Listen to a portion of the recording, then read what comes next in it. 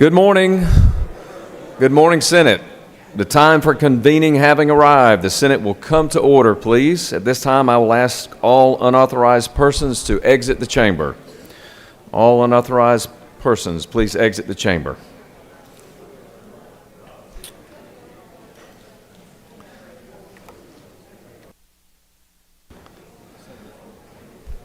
Senator from the 28th. Good morning, sir. Do you have a report for us? Good morning, Mr. President. You look a little different today. Much younger and spry. I'll take it. You should. Mr. President, on this day in Georgia history, in 1766, the Stamp Act was repealed. Because of the firm leadership of Governor James Wright, Georgia was the only colony that officially used the dreaded stamps, earning disdain among her sister colonies. Bet you didn't know that. I bet you also didn't know today is National Sloppy Joe Day. Did not, Senator. I hope you will provide lunch for everyone today and it be Sloppy Joes. Mr. President, we got a great lineup of pages today. And I want to say the senator from the 8th has been doing his job and promoting this great program because about half his district is here today. But leading out of Cedartown, we have Holden Thomas. Out of Thompson, we have Windsor Smith. Out of Dunwoody, we have Elizabeth Becerra. We got a long list out of Homerville. We have Amelia Cox. We have the senator's very own son, Alexander Goodman, also out of Homerville. We have Kylie Hatton. We have Kelby Hendricks. We have Jasmine Johns, Micah Joyce, Eliza Nipper, Jaylee Pearson, J.D. Smith, Jocelyn Thomas, which is in nearby DuPont. Out of Atlanta, we have Cashmere Favors. Turn my page here. Out of Madison, we have Eloise Carlson, who is also the daughter of our DCH commissioner, Russ Carlson. Out of Peachtree City, we have Hayden Gentry. Out of Jefferson, we have Lucia Bell Guevara. It's Guevara. Out of Jasper, we have Ryden Lee. Out of Dawsonville, we have brother and sister Luke and Nora Oliver. Out of Fayetteville, we have Gabrielle Rogers. Out of Buckhead, we have Miley Stewart. Out of Fayetteville, Jemiah Thompson. Out of Alpharetta, Joy Yang. From McDonough, Avery Hibbets. And also from McDonough, Avery Keel. And out of Atlanta, we have Ralph Long. Y'all give our pages a big round of applause. We appreciate y'all joining us today. Look forward to working with you to do the great business of the Senate. Mr. President, this journal has been read and found to be correct. Thank you, Senator from the 28th. Is there objection to dispensing with the reading of the journal? And the chair hears none, and the reading of the journal is dispensed with. I want to say a warm welcome to all of our pages. Thank you for being here. We look forward to visiting with y'all and interacting with y'all during the course of today. Is there objection to the confirmation of the journal? The chair hears none, and the journal is confirmed. All senators who have bills or resolutions to introduce, please bring them to the secretary's desk. First reading and reference of Senate bills and resolutions. The secretary will read reports of standing committees. Nope, excuse me. Senate Bill 583 by Senator Estevez of the 6th and others, a bill to be entitled an act to provide for an operation of automated transit vehicle lane monitoring devices. Slogo General. Senate Bill 584 by Senator Jones of the 10th, a bill to be titled an act to provide for new homestead exemptions from City of Stockbridge ad valorem taxes from Slow go. municipal. Senate Resolution 793 by Senator Jones of the 10th and others, a resolution recognizing and commending Wanique. Rules. Senate Resolution 802 by Senator Burns of the 23rd and others, a resolution urging the state of Georgia to support Vince Dooley. And rules. That completes the order, Mr. President. Thank you, Mr. Secretary.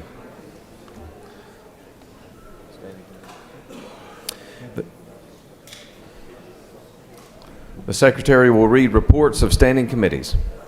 Mr. President, the Senate Committee on Public Safety has had under consideration the following legislation and has instructed me to report the same back to the Senate with the following recommendation: that Senate Resolution 751 do pass, House Bill 1105 do pass by substitute. Respectfully submitted, Senator Albers of the 56th Chairman. Additionally, dear Mr. Secretary, pursuant to Senate Rule 2-1.6, I hereby give notice that I will introduce a minority report to be read along with the majority report of House Bill 1105, which Public Safety passed out on Thursday, March 14, 2024. Respectfully submitted, Senator Jackson of the 41st District. Mr. President, the Senate Committee on Regulated Industries and Utilities has had under consideration the following legislation and has instructed me to report the same back to the Senate with the following recommendation: that House Bill 1046 do pass by substitute, House Bill 1312 do pass by substitute, House Bill 904 do pass by substitute, House Bill 844 do pass by substitute, House Bill 1294 do pass, House Bill 73 do pass by substitute. Respectfully submitted, Senator Cowser of the 46th District Chairman. Mr. President, the Senate Committee on State and Local Governmental Operations has had under consideration the following legislation. It has instructed me to report the same back to the Senate with the following recommendation: that Senate Bill 571 do pass, Senate Bill 572 do pass, Senate Bill 573 do pass, Senate Bill 574 do pass, Senate Bill 577 do pass, House Bill 774 do pass by substitute, House Bill 1280 do pass, House Bill 1298 do pass, House Bill 1372 do pass, House Bill 1373 do pass, House Bill 1400 do pass, House Bill 1401 do pass, House Bill 1411 do pass, House Bill 1412 do pass, House Bill 1442 do pass, House Bill 1445 do pass, House Bill 1449 do pass, House Bill 1422 do pass, House Bill 1423 do pass, House Bill 1441 do pass, and House Bill 1455 do pass by substitute. Respectfully submitted, Senator Ginn of the 47th District Chairman. Mr. President, the Senate Committee on State and Local Government Relations General has had under consideration the following legislation and has instructed me to report the same back to the Senate with the following recommendation: that House Bill 1073 do pass by substitute. Respectfully submitted, Senator Ginn of the 47th District Chairman.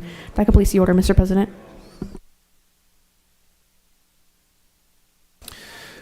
Thank you, Mr. Secretary. The Secretary will now read bills and resolutions for a second time. Senate Resolution 658 by Senator Anderson of the 43rd and others. Minority Health Month, recognize April. Senate Resolution 751 by Senator Watson of the 11th and others. Senate Disaster Mitigation and Resilience Study Committee, carried. Senate Resolution 774 by Senator Orrick of the 36th. J.D. Winston Memorial Intersection, Fulton County, dedicate. House Bill 73 by Representative Gullett of the 19th and others. Public Utilities Written Disclosure Statement with any agreement for sale or financing of distributed energy generation systems provisions. House Bill 215 by Representative Powell of the 33rd and others. Professions and Businesses, Licensure of Advanced Practice Registered Nurses provisions. House Bill 663 by Representative Hatchett of the 155th and others. No Patient Left Alone Act, enact. House Bill 844 by Representative Earhart of the 36th and others. Practice of Nutrition and Dietetics Act, enact. House Bill 904 by Representative Vance of the 133rd and others. Professions and Businesses, Contractors, change certain provisions. House Bill 927 by Representative Hagan of the 156 and others. Game and Fish, fluorescent pink hunting outer garments authorized. House Bill 935 by Representative Vance of 133rd and others. Motor vehicles, standard for a conviction through the use of speed devices, provide. House Bill 971 by Representative Newton of the 127th and others. Firearm Safety, Handling, and Secure Storage Tax Credit Act, enact. House Bill 984 by Representative Lumsden of the 12th and others. Insurance Department of Office of the Safety Fire Commissioner, update practices. House Bill 1015 by Representative McDonald of the 26th and others. Income tax, reduced rate of tax. House Bill 1018 by Representative Ridley of the 6th and others. Georgia Firearm Industry Non-Discrimination Act, enact. House Bill 1023 by Representative Williamson of the 112th and others. Income tax, max tax rate imposed on corporations to that imposed on individual taxpayers. House Bill 1034 by Representative Franklin of the 160th and others. State holidays, fourth holiday in November as National Sugarcane Syrup Day designate. House Bill 1040, Representative Hilton of the 48th and others. Mortgage lenders and brokers prohibit unfair or deceptive practices in consumer transactions related to mortgage trader leads. House Bill 1046 by Representative Clark of the 100th and others. Health, advanced practice registered nurses, and physician assistants to order home and healthcare services authorized. House Bill 1048 by Representative Carpenter of the 4th and others. State symbols, cornbread as the official state bread designate. House Bill 1049 by Representative Williamson of the 112th and others. Insurance Business Transfer Act enact. House Bill 1053 by Representative Barrett of the 24th and others. State government prohibit governmental agencies from using central bank digital currency as payment. House Bill 1073 by Representative Washburn of the 144th and others. Local government zoning, repeal additional hearing and notice provisions regarding halfway houses, drug rehabilitation centers, or other facilities for treatment of drug dependency. House Bill 1105 by Representative Petrie of the 166 and others. The Georgia Criminal Alien Track and Report Act of 2024 enact. House Bill 1114 by Representative Wade of the 9th and others. Data Analysis for Tort Reform Act enact. House Bill 1125 by Representative Cooper of the 45th and others. Labor and Industrial Relations phase out payment of sub-minimum wage to persons with disabilities. House Bill 1138 by Representative Kendrick of the 95th. Invest Georgia Fund, provide additional factor that the fund administrator shall consider in the selection of venture capital funds. House Bill 1274 by Representative Holtzman of the 72nd and others. State Veterinary Education Student Loan Forgiveness Program, provide limits. House Bill 1294 by Representative Perkle of the 169th and others. Georgia Environmental Finance Authority, finance and reform certain duties for projects relating to natural gas facilities authorized. House Bill 1312 by Representative Jaspers of the 11th and others. Agriculture Department of Regulation and Taxation of Electricity used as motor fuel and electric vehicle charging stations. Extend effective date of provisions. House Bill 1341 by Representative Sains of the 180th and others. State symbols, white shrimp as official state crustacean designate. House Bill 1410 by Representative Administration of the 104th and others. State Housing Trust Fund for the Homeless Act enact. That completes the order, Mr. President.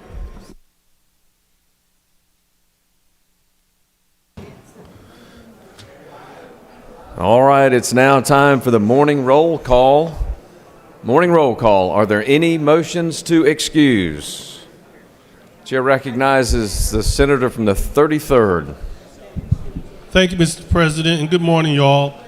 I ask for unanimous consent to excuse the senator from the 38th for business outside the Capitol, and also 41, 10, and while I'm at it, I just want everybody to recognize that the senator from the 37th has a birthday today. All right. Thank you, Senator. The senator from the 38th, the 41st, and the 10th will be excused without objection. Chair recognizes the senator from the 31st. Good morning, Mr. President. Just want to ask for unanimous consent to excuse the senator from the 32nd for business inside the Capitol. The senator from the 32nd is excused without objection. Chair recognizes the senator from the 9th. Mr. President, I ask for unanimous consent to excuse the senator from the 12th. Did we get Freddie up here? Without objection, the senator from the 12th is excused.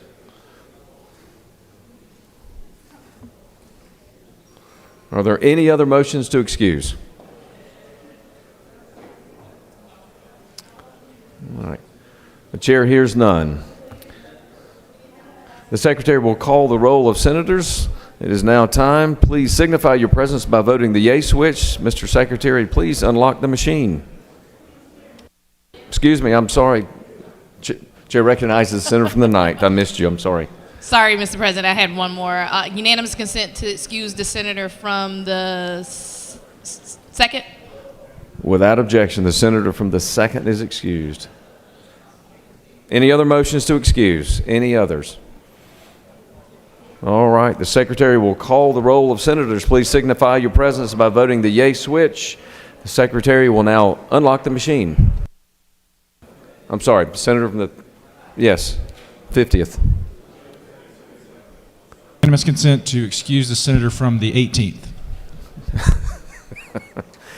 That may apply. I don't know. Thanks. We'll see how the morning goes. Thanks. All right, Mr. Secretary, unlock the machine. Quick photo with Caroline Cole. Yeah, absolutely.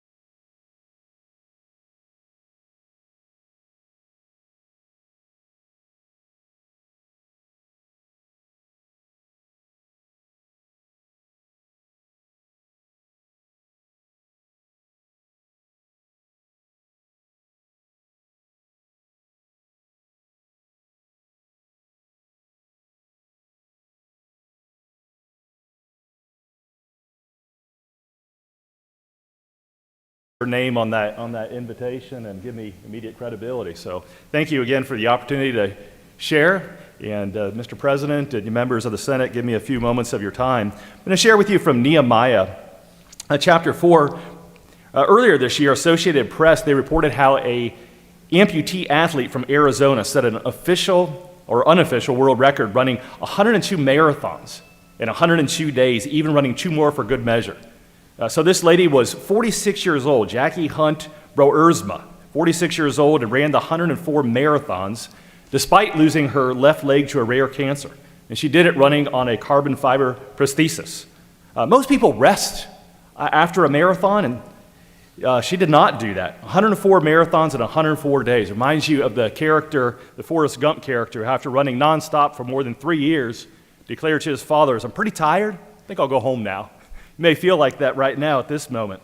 Well, if you are familiar with the book of Nehemiah, you know it contains many great examples for leaders and wonderful lessons in prayer. The main character of the book of Nehemiah is God, and then Nehemiah, who the Lord used to accomplish his sovereign intent. Nehemiah, he was not a priest, he was not a prophet, but he did serve the Persian king who allowed him permission to lead a group of Jews from exile to Jerusalem to repair the city walls. And the book of Nehemiah just reveals the impact that one individual can have. God uses all manner of different people in a variety of contexts, which means the Lord has designated your current role for a purpose. Therefore, as Colossians 3 and verse 17 instructs, whatever you do, in word or deed, do all in the name of the Lord Jesus, giving thanks through him to God the Father. One of the lessons of Nehemiah is not to forgo the accomplishment of a goal. Nehemiah could have responded with disappointment and discouragement to his goal because the project it began with enthusiasm. And in chapter 4, the work was being ridiculed. It seemed impossible to complete the work. And so verse 6 records how the people built the wall and the whole wall was joined together to half its height. So they're at the halfway point, and now the goal just seemed unattainable. And the people, they needed to regain their steadfastness and vision. Discouragement while seeking to accomplish a good work is not uncommon. The temptation to quit can arise because of challenges in marriage, of ministry, work, or just life difficulties. And so Nehemiah provides us with lessons in perseverance, and the first is to overcome the discouragement. Don't ignore it. Life's not easy, especially when you are attempting to do something of value, and even more so when you're attempting to do that in light of eternity. And so as difficulties arise, so do the critics, and eventually your resolve is tested. And emotions blur your vision, and you can even begin to question God. And so verse 10 says the strength of the burden bearers is failing.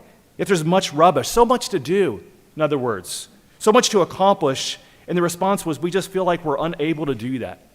You ever felt that way? Do you feel that way now? The people in Judah, they felt the influence of their enemies. Wherever they turned, there they were. And Nehemiah had to overcome the discouragement. And essentially, he told the people, we're struck down but not destroyed. Remember that our God is great and all-powerful. He will fight for us. So what were the reasons for discouragement? They needed a renewal of energy. I've never run a marathon.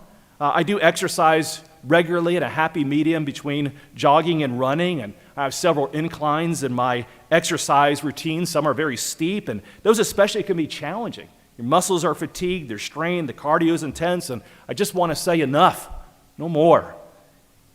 But I keep going. I resolve to persevere, never with regret. And so what's true in exercise or running a marathon is the same in marriage, ministry, life, session, and work. If we determine to do anything of permanence, there's going to be discouragement. There's going to be critics, and we have to overcome doubt. You have to determine to persevere.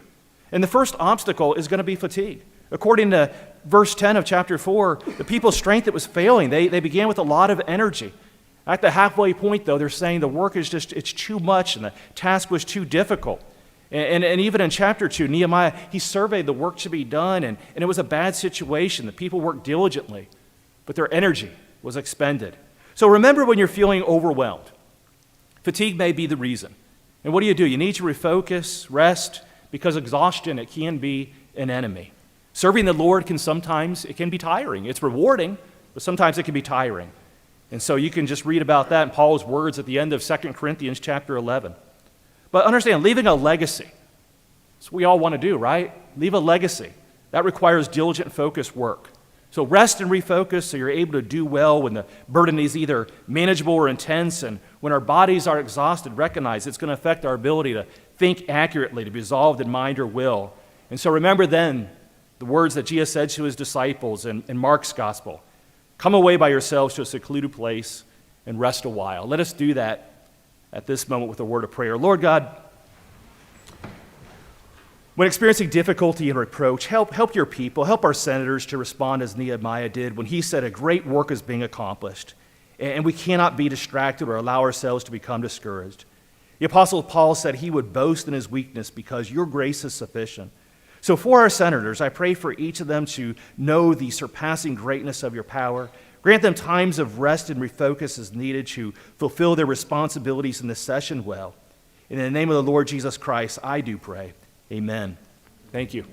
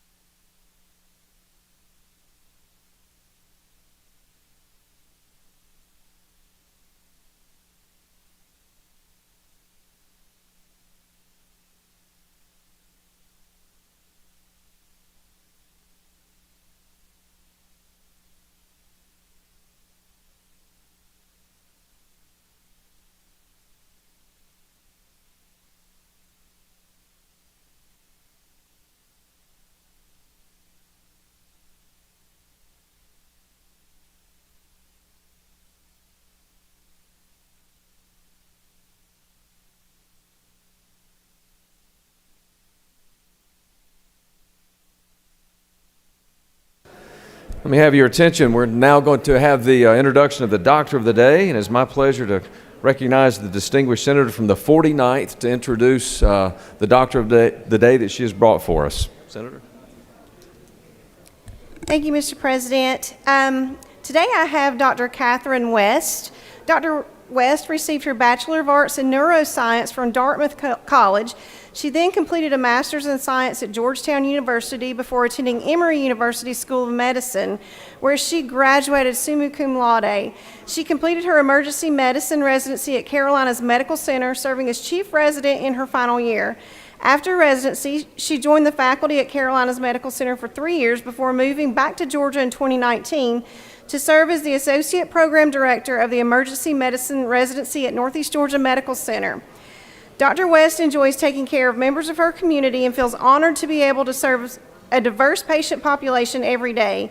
She believes that prioritizing education further advances the quality and availability of care in her community and is excited to help establish a new emergency medicine residency program. Her academic interests include education, simulation, and ultrasound. In her free time, Dr. West enjoys spending time outdoors with her family. It's my pleasure to introduce to you Dr. Catherine West. Hello all, I'm Catherine West. I'm an emergency medicine physician. Thank you.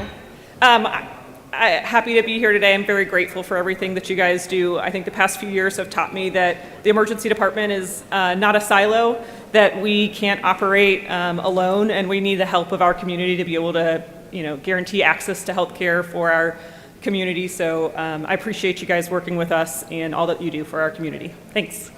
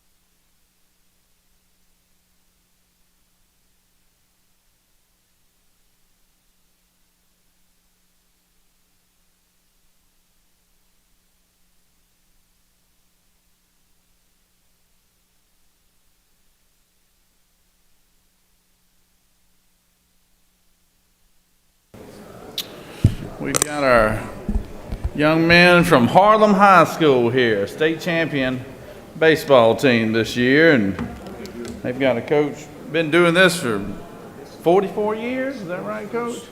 46 years, all right. So, Secretary, read the caption, please.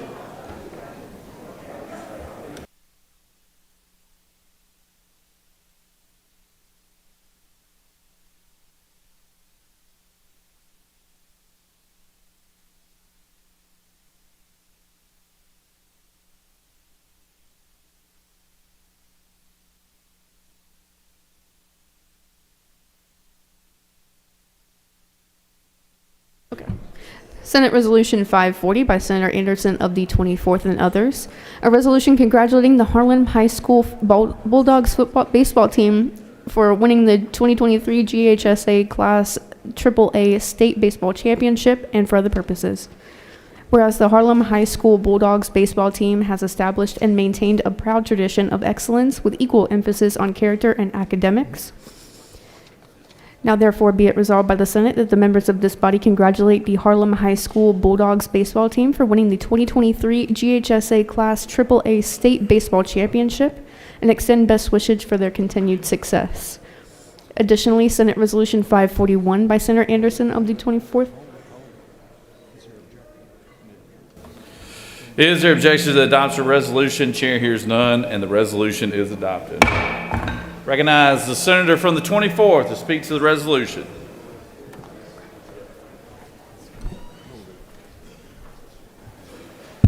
Thank you, Mr. President. It gives me great honor today to present someone back home, a team, Harlem High School baseball team champion in of 2023 and the coach, Jimmy Lewis. He's been there his whole life. Great man. But at this time, I want to introduce the baseball team in the gallery. I would like for them to stand. Stand up. There you go. Let's give them a hand.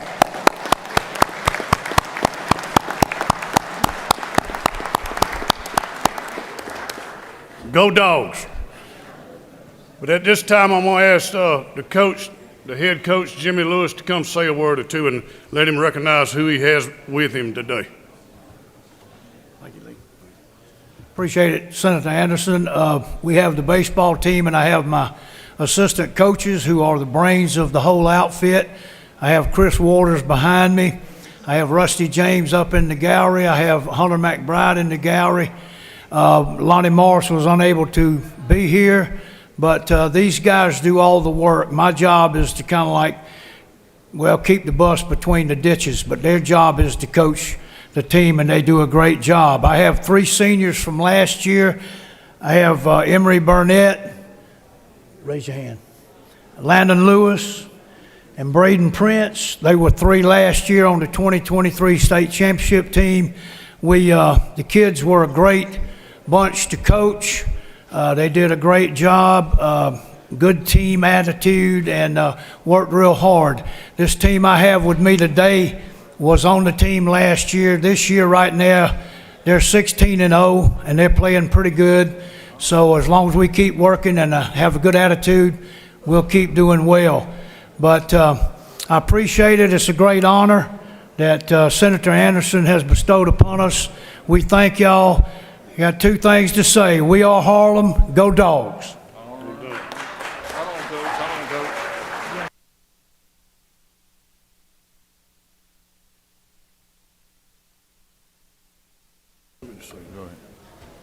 Senators, I want to just show you how you're really supposed to do it.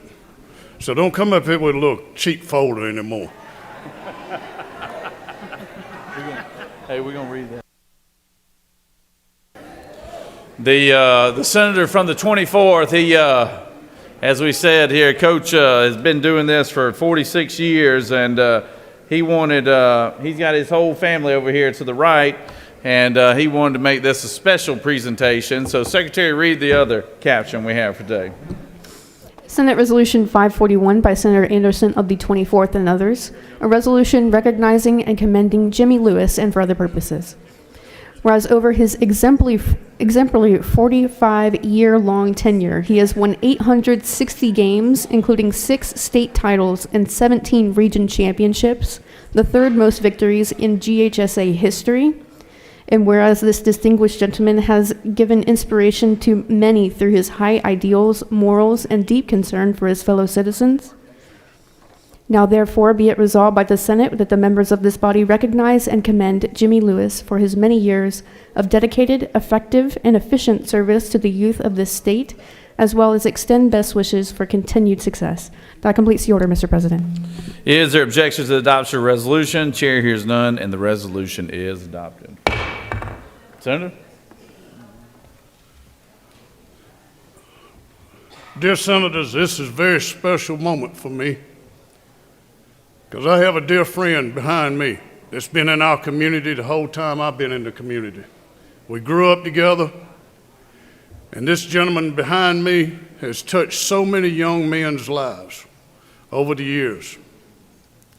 He is truly a friend, he's truly a community leader, and he also is a loving father and family man.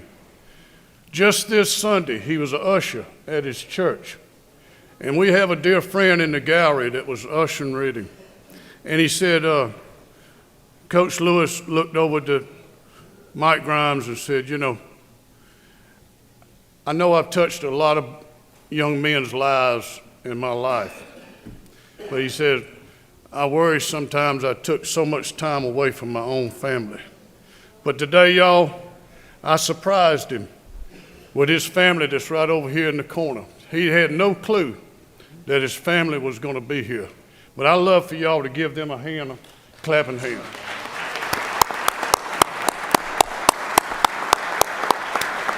I give you my friend, Jimmy Lewis. Let's say something about you. Well, this is a big shock. I'm trying to fight back tears. I'm 39 years old. I'm not supposed to be emotional like this. Maybe a little more than 39, but it's a total shock. I didn't realize you didn't tell me about this, Nancy. But this is my wife, Nancy Lewis, right here, and my son, Russ Lewis, with his wife, Amber, my son, Randy Lewis, and my other son, Rob Lewis. This is great to share this with y'all. You've been behind me. Nancy's been behind me 860-something games, and she's there all the time, and she tells me when we don't win, what I did wrong, but that's good too. But I appreciate this, Senator Anderson. This is a total shock. You pulled one on me. And I got my brother-in-law, Steve Camp, my sister-in-law, Susan Camp, one of my best buddies who I coach both of them, Mike Grimes and his wife, Debbie. And this is great for y'all to be here. It's great for us all to celebrate this together. All of y'all was part of it, and all of y'all was part of it. So it's good to celebrate together. Thank y'all very much. And Lee, I'm going to get you for this. He ranks number 23 in the nation. All right, sounds good.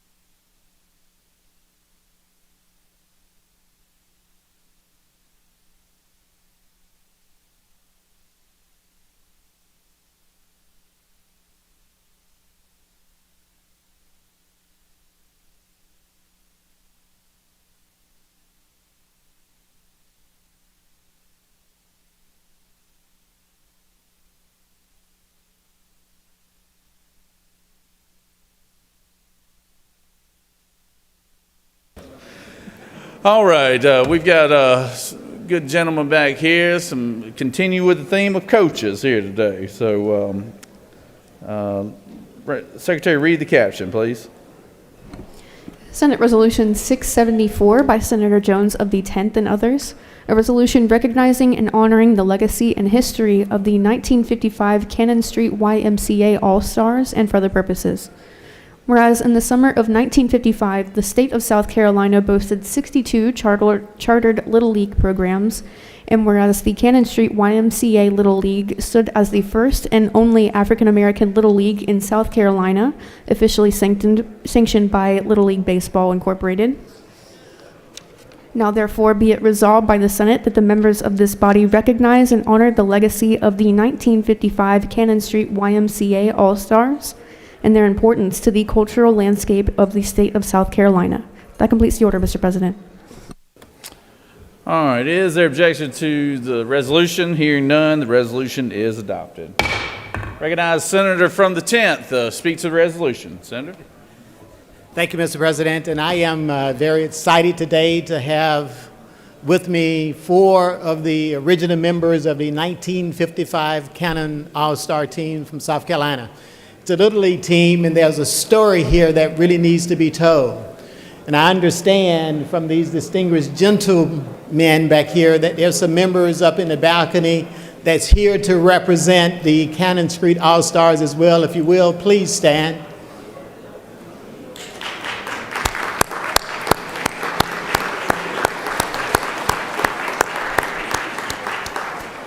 You see, this team is an amazing team, and at this time I'm going to invite my friend John Rivers to come and kind of share with you the story, some of what this team had to endure and how they became that legendary status that they are today. John, would you please? Yes, sir. Thank you, Senator. Thank you, Senator. Good morning, everybody.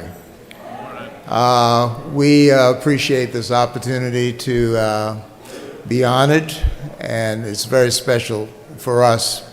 I have with me my team members, Buck Godfrey, who was mentioned as a legendary coach in the Metro Atlanta area from DeKalb, Southwest DeKalb High School. Spent close to 35, 40 years coaching. It's 30 years. Oh, okay, 30 years. Won a couple championships and always in the playoff. Buck was our catcher, pitcher, third baseman. He played a lot of positions. He was a utility. And he could hit the ball very well. We've got David Middleton, who played second base, a slugger. I think he gave Buck a good challenge with hitting the ball. And we have the honorary, our honorary historian brother representing Augustus Holt. Augustus Holt is a gentleman in Charleston that unearthed our story after many years. He went into the archives and brought our story to light. We're here now because of Augustus Holt. This is his brother Lamar Holt, and Lamar is representing our deceased historian. As was mentioned, this is a very unique story, a very special story, and at the time a very painful story. And we're still recovering from it, believe it or not. We were kids. There's trauma whenever you want to play sports, and we practice and we got to be our best at it, and we look forward to the opportunity to play, and we were denied the opportunity to play. As mentioned, there were 62 charters by Little League in the state of South Carolina. We were the only African-American, all African-American team that held a charter. That charter entitled us to participate in the playoff systems, just like all of the other teams. However, there was Jim Crow and segregation. And if they had allowed us to play, we would have basically got rid of segregation in sports. Therefore, the resistance came when our coaches in year 55 decided that we were ready and we were able, and it was right after Brown v. Board passed in the Supreme Court, and we were ready to step up and show our skills, and we thought that we could win and go all the way to Williamsport. Of course, the local teams refused to play us because of segregation and Jim Crow. So we won that by default. They didn't play, we became the district champs. The next stop would be the state championship, which was held in Greenville, South Carolina that year. We were eligible to go there, and of course they heard we were coming, and Greenville at the state level decided to boycott play. They pulled out of the playoff system. First time in the history, by the way, of Little League Baseball. But we won that by default too, so we were state champs. The next stop would have been Rome, Georgia in the regional playoffs. And if you win in the regional, you're eligible to go to Williamsport and compete for the World Series. Well, Rome, Georgia decided that they would not just overtly refuse to seat us. They found a rule in the books that said that a team to be seated in Rome had to play their way to the playoffs. Well, obviously we couldn't because nobody would play us. So Little League Incorporated was very unhappy with that up in Williamsport, and they said, we're going to have them come in spite of that. They're the state champs by default. But we could not play because the rule in the book did say that you have to play your way to Williamsport. We went up to Williamsport on a school bus, 600, 700 miles, and we experienced everything that the teams that were there to play in competition did. We slept in the same dormitories where they stayed. There were about 20 teams there.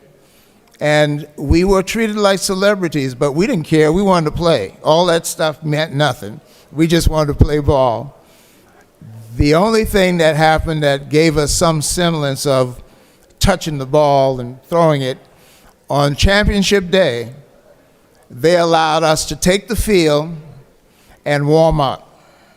And during that period of warming up on the diamond, the fans started chanting, "Let them play, let them play." But of course, if we weren't going to play, we had to take our seats after that warm-up. And we were all very sad, of course, because all we wanted to do was play ball. Of course, in our minds, and we still believe it, what we saw that day on the field, we would have whipped them all. Okay. That's the overview of the story. We appreciate you all giving us this award and the opportunity to present our story. Thank you very much. Thank you, guys.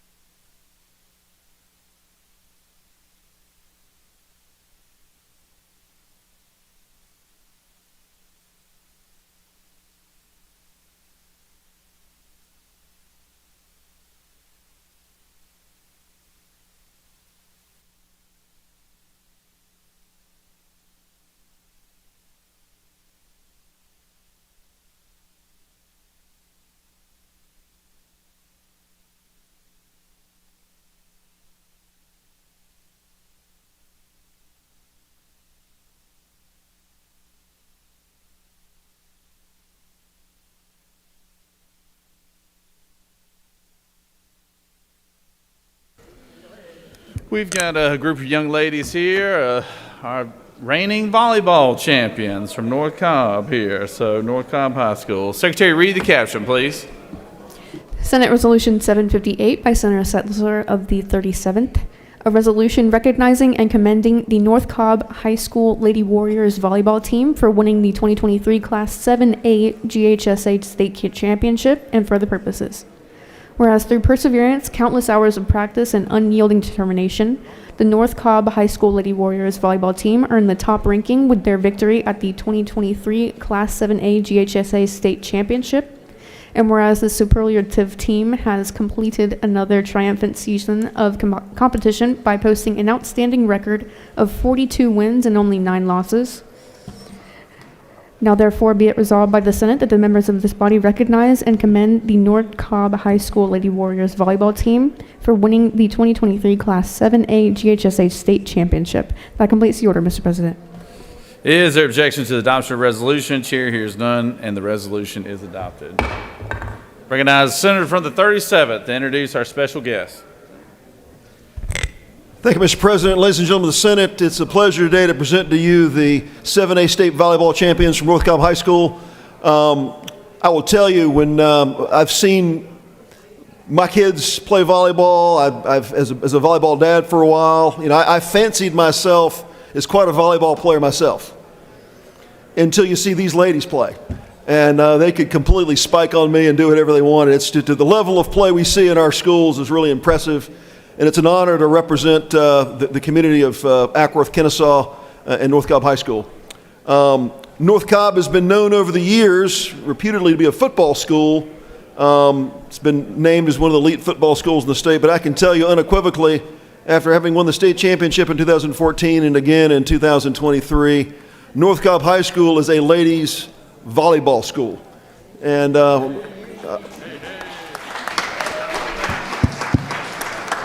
we had a little dispute out front about which four of these young ladies was going to get to present and speak to the Senate. So to resolve that dispute, I'm going to recognize Coach Stephen Sansing to make the presentation today. But again, I'd love to, after the words from our coach, after a great season and candidly one of the most entertaining championship games I've ever seen, I'd like to give them a big state Senate welcome. Coach Sansing.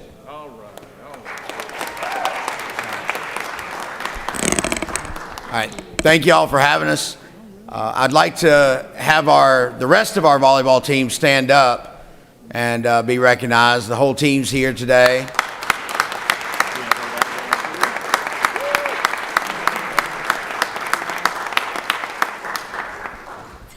We had a tremendous season. The girls worked really hard. We basically go year round, and starting with tryouts last May, summer workouts, practices every day, club season, just everything that these girls have put into it. But I want to recognize the four seniors I have here behind me. We have our setter, Annabelle Gordon. We have our, one of our middles, Tatomi Adenka, our right side hitter, Amani Mensah, and then our outside hitter, Nicole Antova, who was named the 7A State Player of the Year.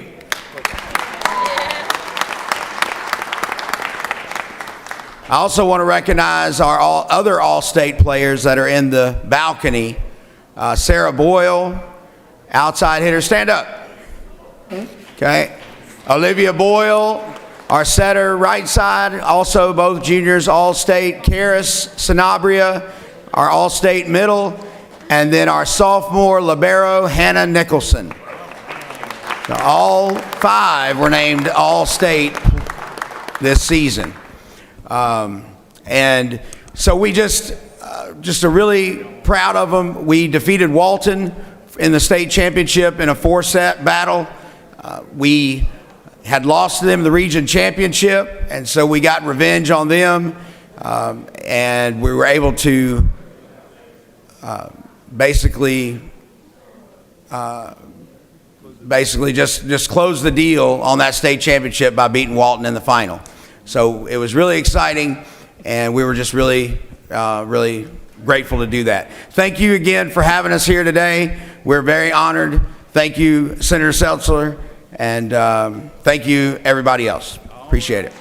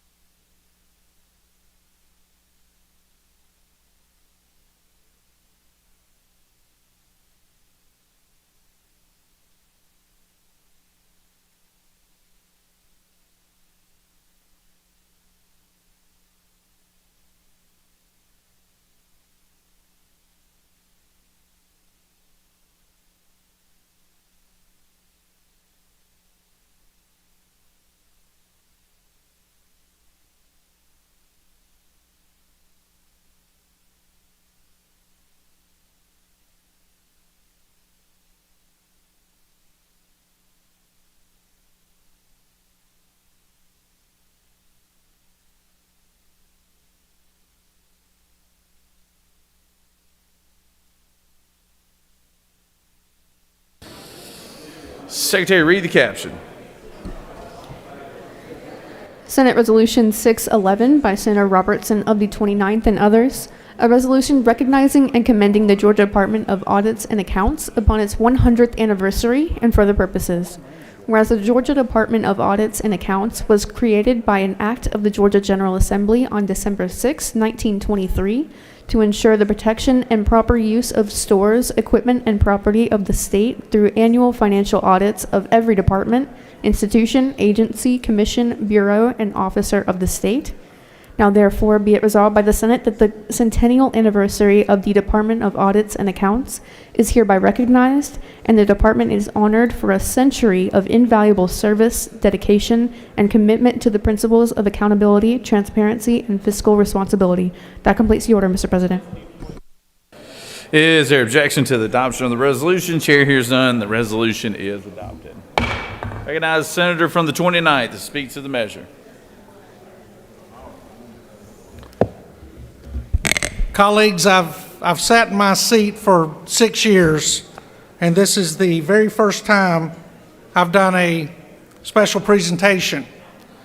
And many times I've sat in my seat and watched people being recognized for winning national championships, for winning regional championships, and all of those exciting things.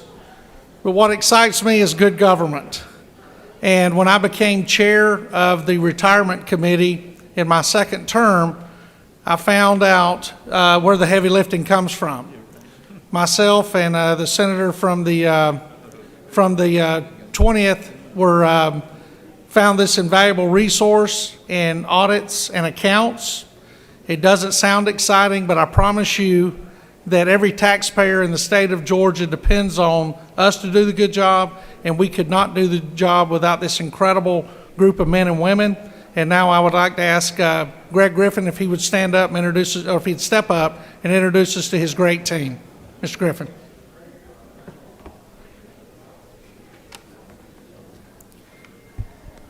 Good morning, and thank you, Senator Robertson, for those kind words and remarks, and to all the members in this distinguished body for inviting us today to be here with you.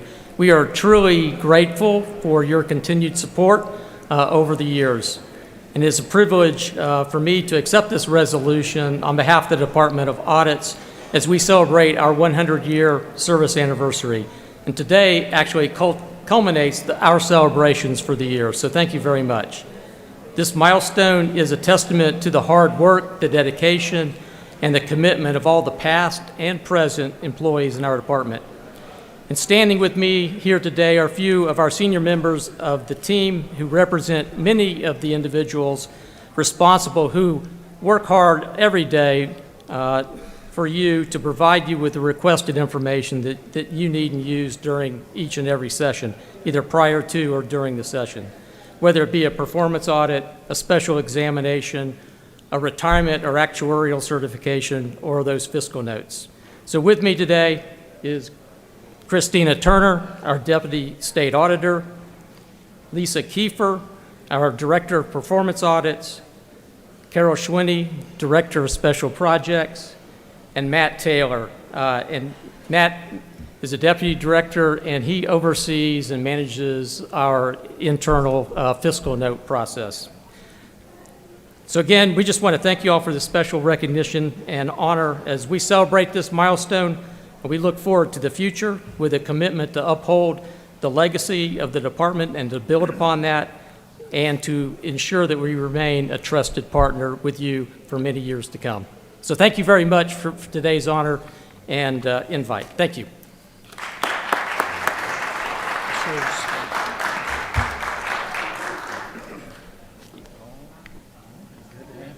Nice to see y'all.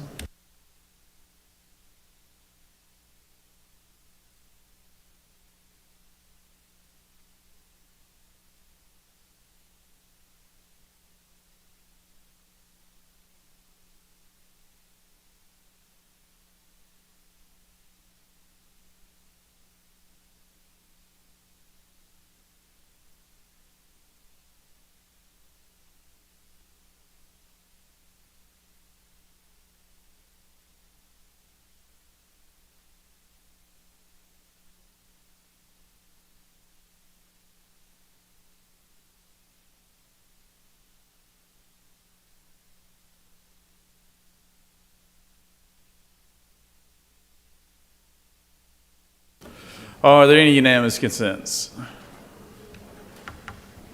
Does any senator wish to speak on a point of personal privilege? Recognize the senator from the 25th for a point of personal privilege.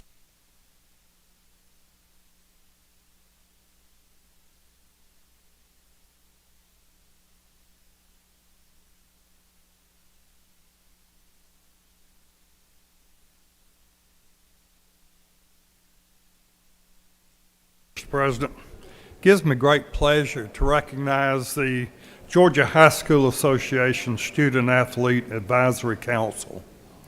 The GHSA is a voluntary organization composed of over 465 public and private high schools. The schools are divided in classification according to size so that schools will have an opportunity to compete for honors among schools of their own size. The GHSA sets standards for the registration, training, and evaluation of officials in all competitive activities. The Advisory Council is composed of 20 student athletes with a male and female representative from each class, and they're focused on improving sportsmanship in school, acknowledging coaches and players who set good examples. Members attend student leadership conferences and have dedicated numerous hours to better sportsmanship and player conduct. If y'all would please stand in the gallery, the GHSA, Student Advisory Council, and we'll give you a warm Senate welcome. Thank you for being here today. Thank you, Mr. President.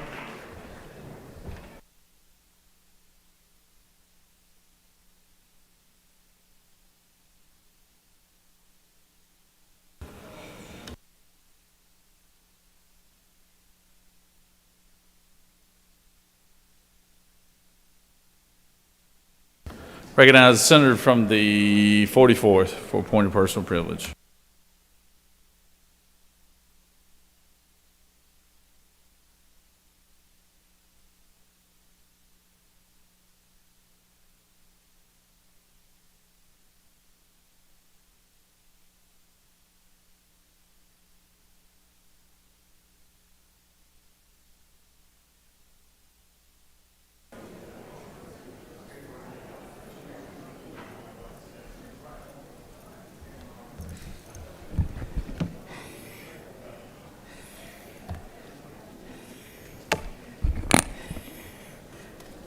Thank you very much, Mr. President. As senators, I rise today to congratulate and commend Ms. Peggy Wilson with the Mara Civic Women's Club, and we have other members here today with her. For the Mara Civic Women's Club, Ms. Lois Wolf. Lois, please raise your hand. Ms. Mary Harmon, and Ms. Julie Waters with the state organization. And our honoree today is Ms. Peggy Wilson.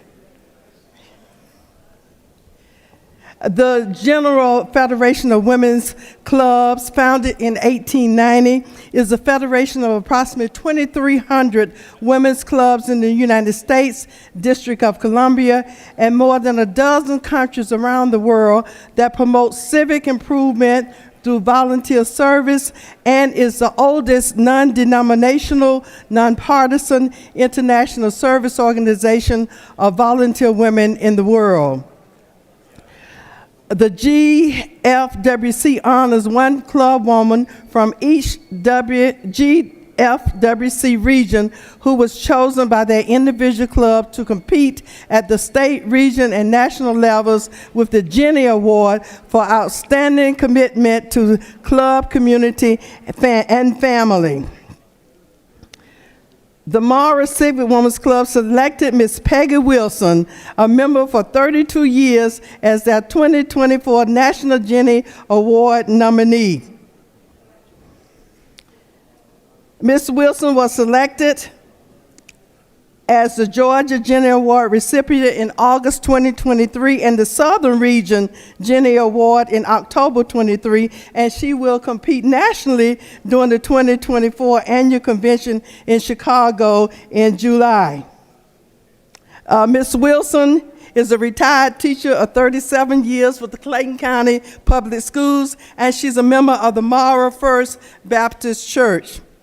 The Mara Civic Women's Club gave their first scholarship in 1965, and that scholarship recipient was my sister, Carolyn Davenport, who was the valedictorian of the only black high school in Clayton County.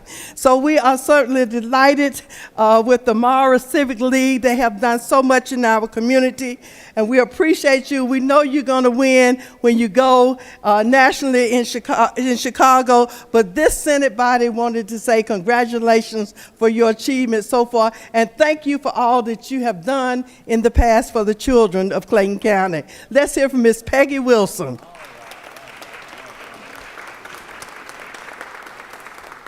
And joining me to the side would be the senator from the 34th of Clayton County and the senator from the 42nd. Will be joining us over there. All right. Thank you, Senator.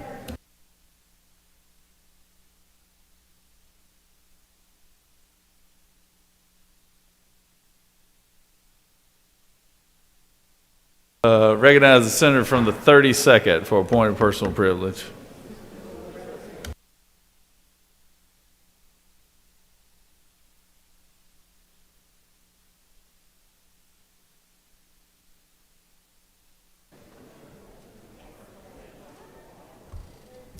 Thank you, Mr. President. I'm here to just let everyone know what's going on with the previous senator from the 14th, Senator Bruce Thompson. I was able to visit with him in the hospital this weekend, and as you know, he's been diagnosed with a serious medical condition, and he's not shy about sharing it, so he's already waived his HIPAA rights by putting it all over social media. And so he is starting treatment today, and will be in the hospital for a couple more days and hopefully home after that. So I just am asking you all to please remember him in your prayers. Thank you. I yield the well. Thank you, Senator. Our thoughts and prayers are with our former colleague, Commissioner Thompson there. You ready, James? You ready, Senator? You ready?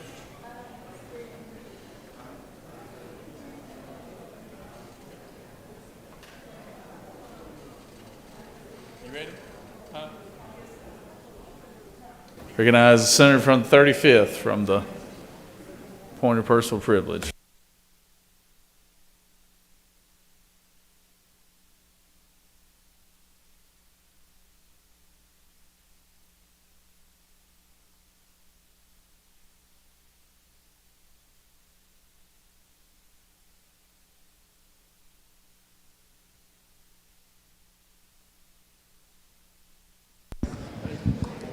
Thank you, Mr. President. Ooh.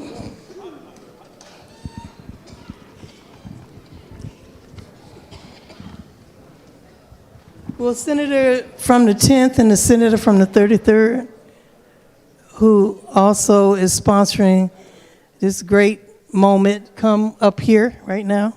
Senator from the 10th. Senator from the 10th. Touch him. Senator.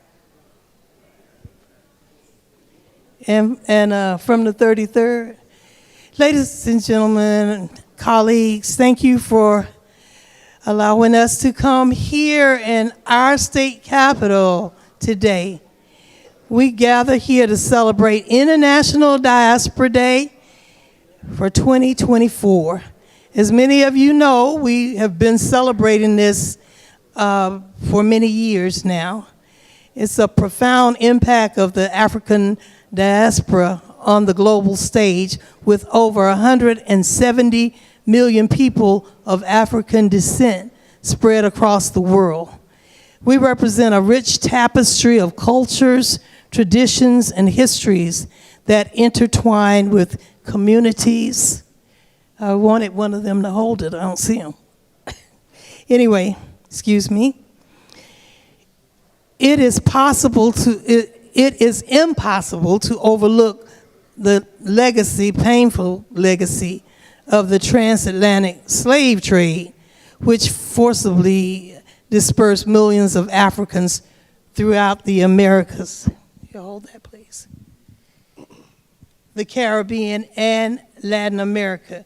We cannot ignore the long and arduous struggle for civil rights that many of our brothers and sisters have endured throughout history. But this is a great day here in the state of Georgia because we have many diplomats who have come from their countries into this Senate chamber, and we recognize them. Yet, even in the face of any adversity, our resilience is reflected in the vibrant tapestry of music, art, sports, and innovation.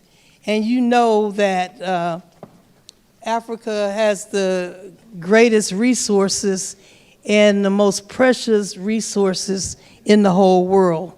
So let us not forget that with influence comes great responsibility. So as members of the African diaspora, we have a duty to not only uplift our own communities, but also to contribute to the development and unity of our continent. We have harnessed our talents, resources, networks to build bridges and foster collaboration and create a brighter future for generations to come.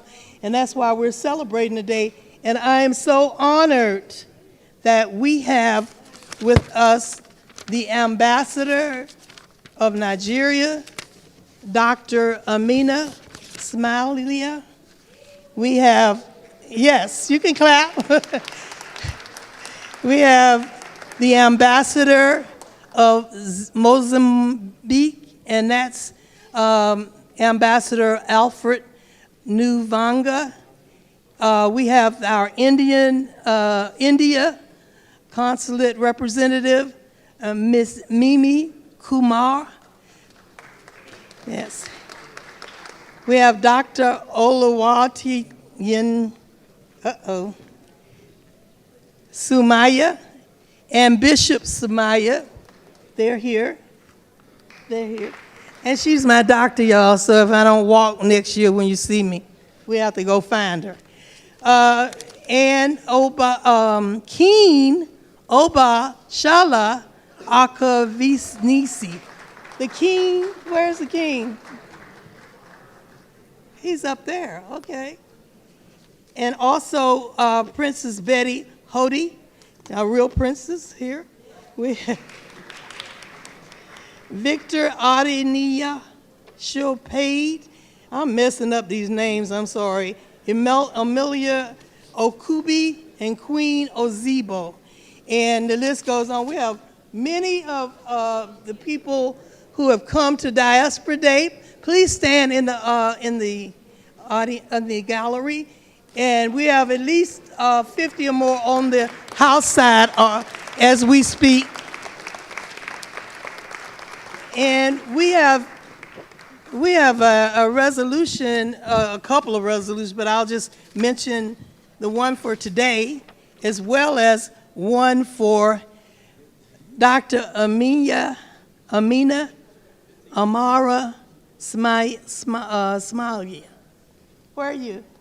There you are. You can stand right here. This is our ambassador, everyone. Isn't she beautiful? This Senate had the honor of finding out all about you and all the great things you've done. And as a result, we passed a resolution in your honor. I know that you have, it's Senate Resolution 733, and I know that you've had a few years here in the state of Georgia where you've been the Consulate General, and you worked so hard with us and with trade and industry. So we honor you today, and I wish you didn't have to get reassigned, but I know the whole world needs you. So it's my honor and privilege to award you with this official resolution, as well as our Secretary of State, Brad Raffenberger, Secretary of State of the State of Georgia, do hereby proclaim Amina A. Samala, honorary Georgia citizen. All right, all right. Thank you. Everyone will get, and we take pictures down on the steps in about an hour. All right, let's give them another round of applause here. Thank y'all for being here today. And Senator from the 33rd, you did such a wonderful job there, man. Good job, Senator. All right, thank you. All right, thank you, Senator.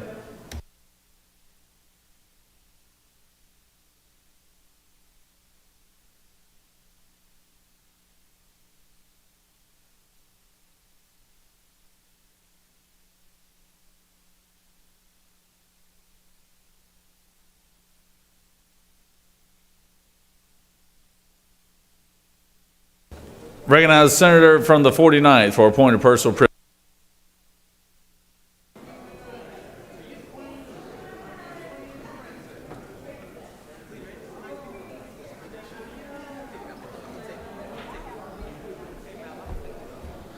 Thank you, Mr. President. I know we've had some lengthy presentations, so I'll keep it short. This week starts out National Agriculture Appreciation Week, so be sure and thank the farmers for the food you eat and the clothes you wear. Also, just briefly, keep them in your prayers. We're going to experience some freezing temperatures in North Georgia tonight, and those peach farmers sure would appreciate your prayers for warm temperatures so we don't lose another crop this year. And then also, a personal point, my sister is here with me today, so y'all welcome Sharon Strickland to the Senate chamber. Thank you, Mr. President. I yield.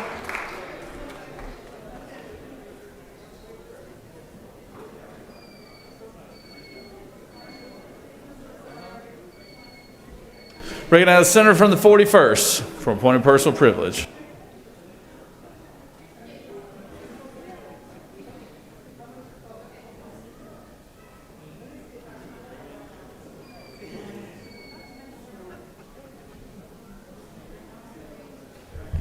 Thank you, Mr. President. I rise today to make an announcement about my family and our growth. As many of you all know, this summer, my wife and I became the legal guardians of a little boy named Reese. It was a very sudden and unexpected journey in our life to take in a 2-year-old toddler who was full of energy and rambunctious. Well, we received a phone call a few months ago notifying us that Reese's biological mother is currently pregnant. And because of the conditions that she's in, she is not able to keep his biological brother. And so my wife and I will be receiving a newborn this April. It's assuming that, all the legal things work out, but we are anticipating receiving a new baby boy to our house this April.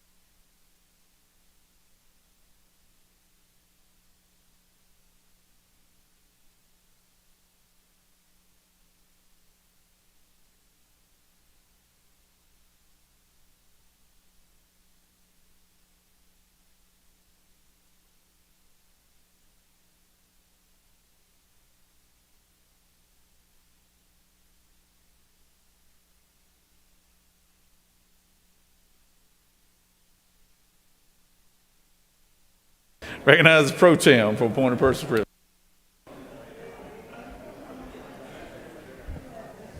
Thank you, Mr. President, and good morning again, colleagues. Today it is absolutely my pleasure to recognize Peach County Day here at the Capitol. And it is also Peach County's 100th birthday this year. I've got some dear friends I'll introduce in just a moment that are over on the wall. But 28,500 citizens call Peach County home and host a multitude of community events throughout the year, like Battle of Byron and the Georgia Peach Festival and the Festival of the Camellias. Just make Peach County a great place to be and live and call home. I have the pleasure of representing all of Peach County in the 18th District. Peach County is also home to Fort Valley State University, a great historically black college in our state and an absolute gem there for us in Middle Georgia. As you might expect from a trivia standpoint, or maybe you don't know, Peach County is the youngest of all of our counties, and it has one of the most successful AAA programs, known as a leader in the school bus manufacturing. That's right, the home of Bluebird Bus Company, something we're very proud to have in Peach County and very proud to be in Georgia, with a great history of having been founded and being present in Peach County for so long, and also the home of national headquarters of the American Camellia Society.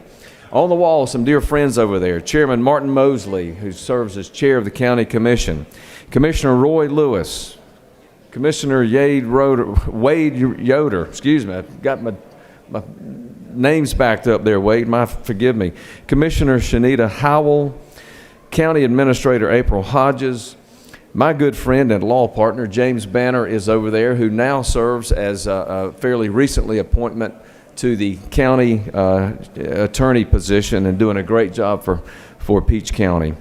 Also, a very special guest that's over there with the badge. You know, we do a lot to recognize our law enforcement in this chamber because we love and respect them so much, but we don't ever do enough. But we've got one of the special ones here from Middle Georgia.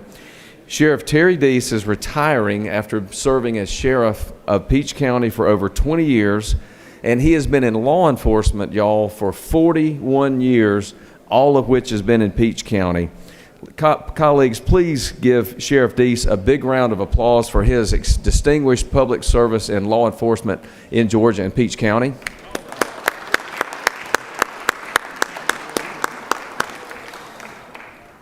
In closing, it's my honor to recognize Peach County Day and focus on the great people that serve as leaders for Peach County. And it is a special honor for me to get to represent the county, and so thank you for giving us a chance to introduce some great folks from back home. If you see them in the Capitol today, please make them feel welcome. Thank you, folks. Mr. President, I yield the well. And I have a resolution that I'll present to you guys over here. Thanks. Thank you, Senator, and always good to have our friends from Peach County here today, so great to have y'all. Good to see you, Sheriff, so always a pleasure. I recognize the senator from the 48th for a point of personal privilege.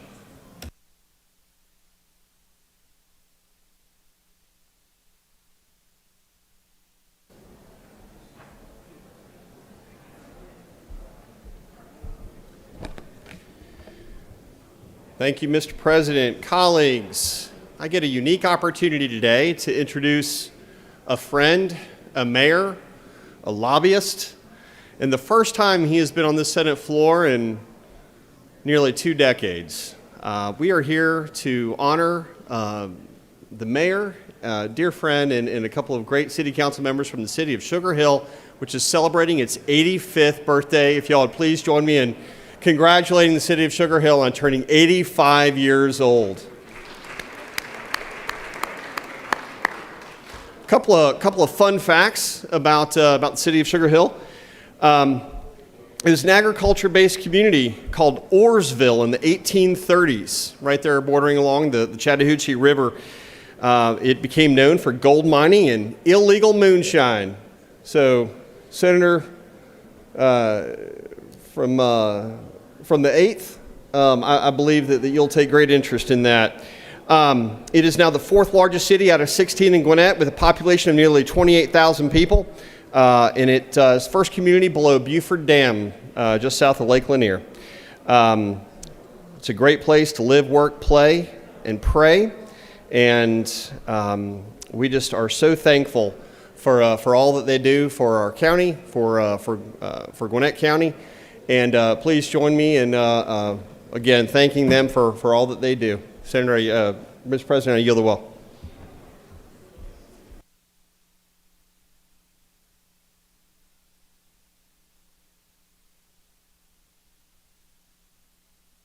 Bringing out Senator from the 17th.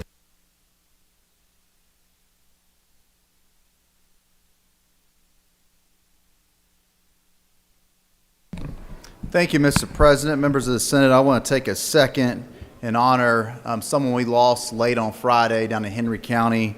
Longtime mayor of Locust Grove, Robert Price, passed away late on Friday from a sudden illness. He served on the city council for Locust Grove from 2007 to 2011, became mayor in 2012. If you want to know how popular he was as a mayor, know this: every time he ran for re-election, including last year, he ran unopposed. Nobody even ran against him. And he was a great friend for me and my family, also a great advocate for the city of Locust Grove and Henry County as a whole, someone that came up here to Atlanta and got stuff done for them. I can't imagine our community not having Robert Price in it. I ask that you'll please join me in a moment of silence as we think about and honor and pray for his family and friends during this very difficult time. Senator has asked for a moment of silence. If we could secure the door, and let's stand in attention for a moment of silence, please. Thank you.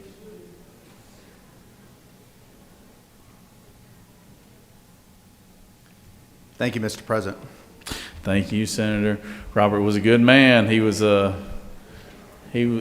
of my favorites from down in Locust Grove. It'd be a big loss for the city of Locust Grove. So thank you for bringing that to our attention today, Senator. Recognize the Senator from the 50th.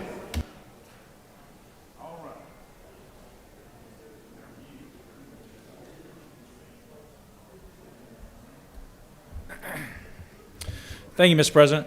I rise today to bring attention to a bill that we passed last year that is necessary to bring transparency and clarity to licensing in the state of Georgia.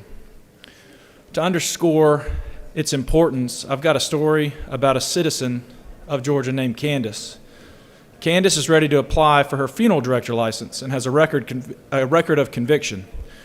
She went on her own to review the board's website to understand how to handle her record when submitting her application. She couldn't find any information about how to disclose or explain her record, how to obtain required documents from the court, or even how her record would be considered. This lack of clarity caused Candace delay. Delay means more time and financial hardship, and more time when our communities and businesses suffer from a diminished workforce. Candace was ultimately able to obtain assistance from a local legal group to explain what she needed to do to complete her application. But this delay could have been avoided with some simple transparency. Many are less lucky and experience further frustrating delays and even denial. Many licensing applicants are denied because they misunderstand what to disclose or how to explain their record.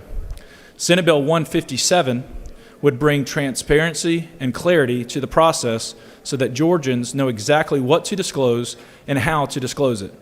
I commend our Judiciary Chairman, the Senator from the 17th, for sponsoring this bill, and our Lieutenant Governor for making this a priority. We passed Senate Bill 157 last year, and I rise to encourage each of you to speak with your colleagues in the House to encourage them to do the same. With that, Mr. President, I'll yield the will.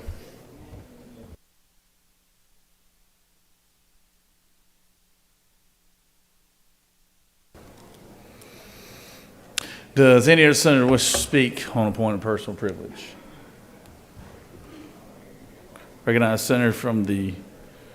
Come on, Senator, we want you to talk. We got a little time to kill. Come on, Senator.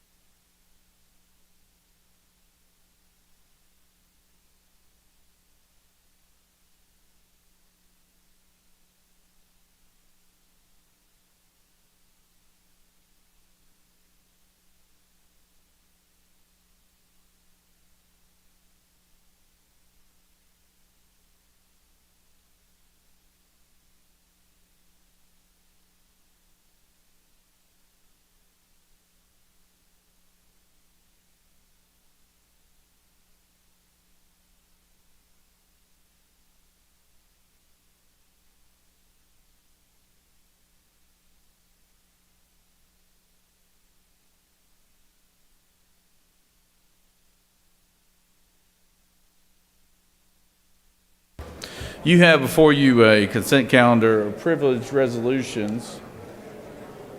Does any senator wish to remove a resolution from the consent calendar? Is there objection to the adoption of a resolution on the consent calendar? Chair hears none. The resolution on consent calendars are adopted.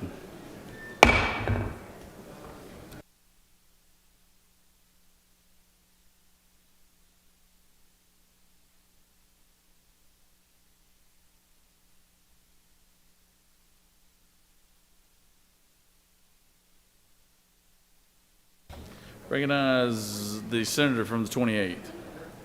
Thank you, Mr. President. I ask unanimous consent that HB 206 be withdrawn from the general calendar and be committed to the Committee on Rules.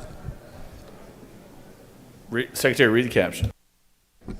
House Bill 206, a bill by Representative Saines of the 180th and others, a bill to be entitled an act to amend Title 36 of the OCGA relating to local government, so as to provide for the creation of commercial property assessed conservation, energy, and resiliency development authorities in certain counties and municipalities and for other purposes. That completes the order, Mr. President. Is there objection to the motion? Hearing none. Senator, they will be moved to rules calendar. Do you know the rules, Chairman, by chance?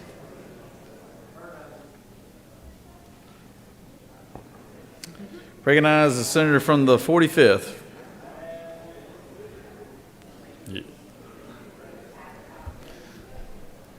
Thank you, Mr. President. I ask for unanimous consent for House Bill 409 to be withdrawn from the Committee on State and Local Government and committed to the Committee on Education and Youth. Secretary, read the caption. House Bill 409 by Representative Daniel of the 117th and others, a bill to be entitled an act to amend Chapter 80 of Title 36 of the OCGA relating to general provisions applicable to counties, municipal corporations, and other governmental entities so as to authorize counties, municipalities, and local authorities that operate water and sewer systems to dispose of or acquire certain easements on real property and for other purposes. That completes the order, Mr. President.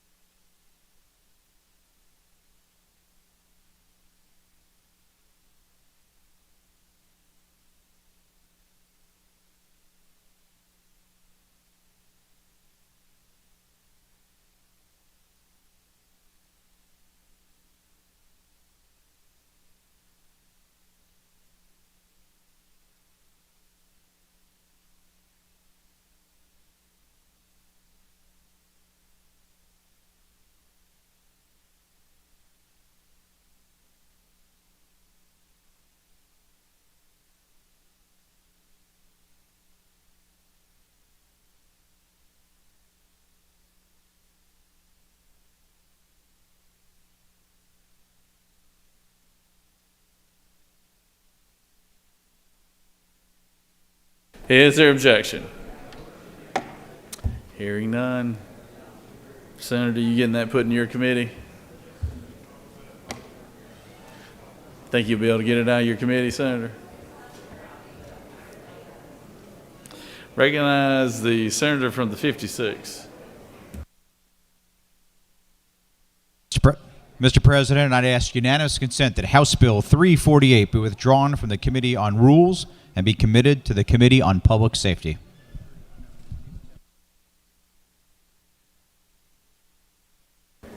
Secretary, read the caption.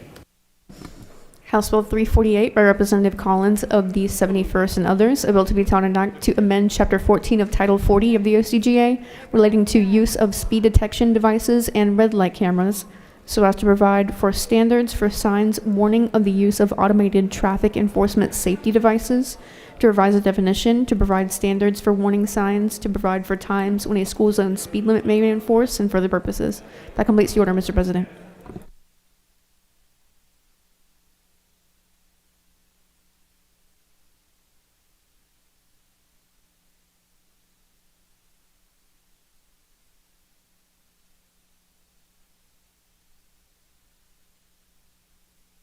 Is there objection?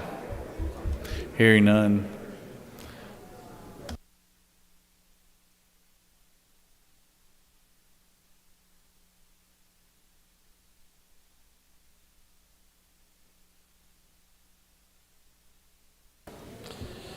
Recognize the senator from the 17th. For a motion. Thank you, Mr. President. I ask unanimous consent that House Bill 298 be withdrawn from the Committee on Judiciary and recommitted to the Committee on Education and Youth. Hopefully there, the chairman will do something with it.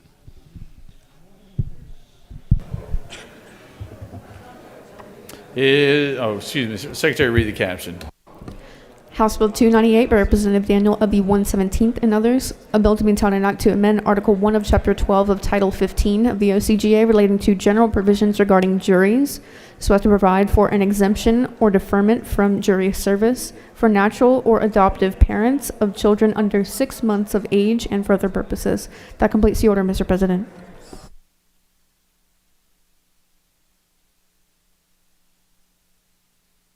Is there objection? Hearing none, Senator, you will head to Children and Youth.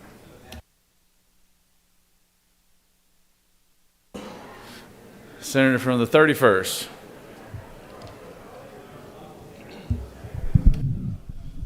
Good morning, Mr. President. I move that H.R. 1133 be recommitted from the Committee on Health and Human Services to the Committee on Judiciary. Secretary, read the caption. House Resolution 1133 by Representative Mitchell of the 88th, a resolution urging the United States Congress to pass the Kidney Patient Access to Technologically Innovative and Essential Nephrology Treatments Act of 2023, or the Kidney Patient Act of 2023, and for other purposes. That completes the order, Mr. President.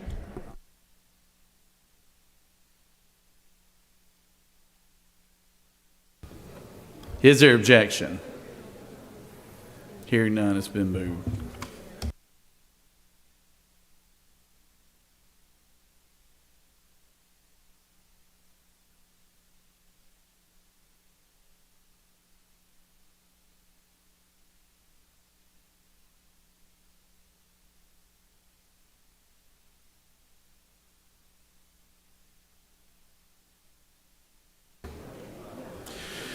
You have before you a consent calendar of local bills. Secretary, is there objection? Any objections have been filed for any of the local bills on the consent calendar? Mr. President, an objection has been filed by Senator Walker and others to House Bill 1412.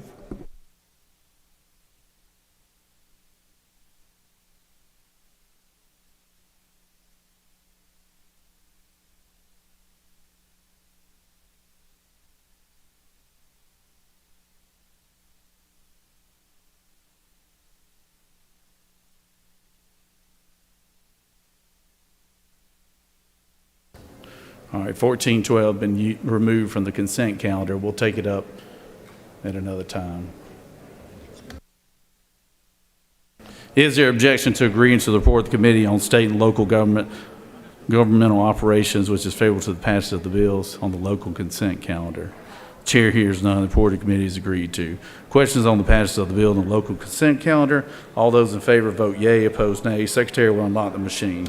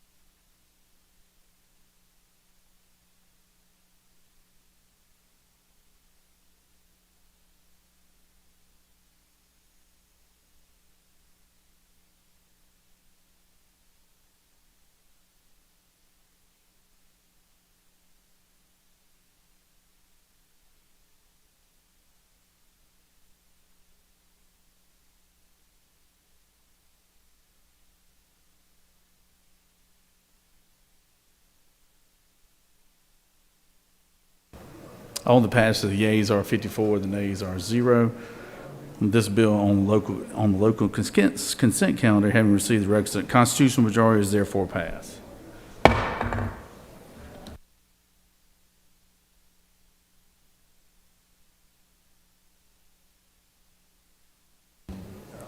Senator from the 41st, for what purpose do you rise? Mr. President, I move the Senate immediately transmit SB 577 to the House. What is that? Is there objection? That objection is immediately transferred.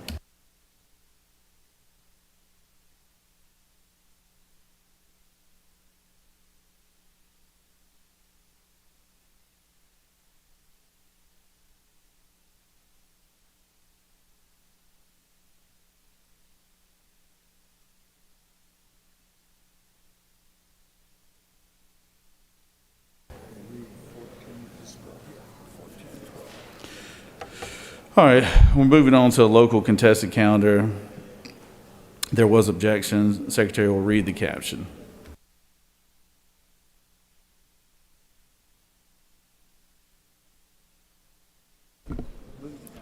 House Bill 1412, a bill by Representative Blackman of the 146 and others, a bill to be adopted an act to create the Warner Robins Convention and Visitors Bureau Authority, to provide for short title, to provide for members of the authority, to provide for officers, to provide for personnel, to provide for meetings and a quorum, to provide for duties, to provide for powers, to provide for authority, property, and for other purposes. That completes the order, Mr. President.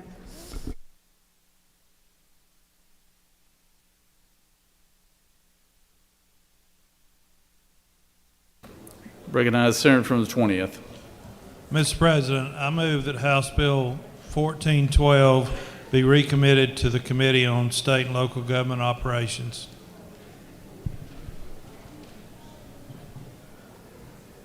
Is there objection? My objection is recommitted.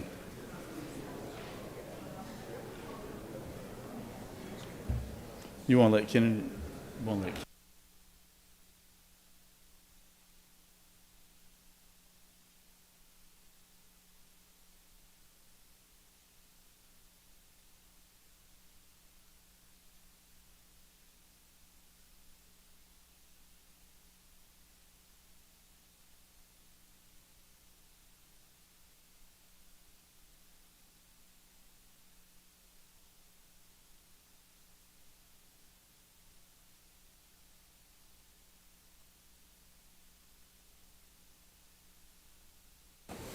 All right, moving on to the rules calendar. First bill, HB 441. Mr. Secretary, please read the bill.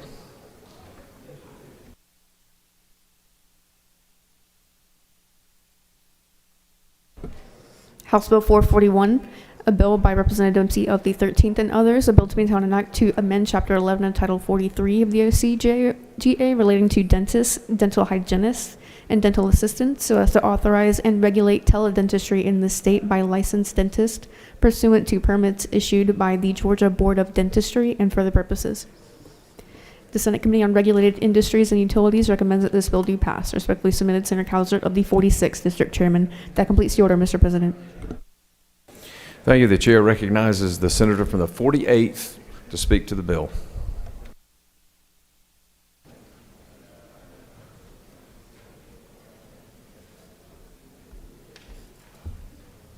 Thank you, Mr. President.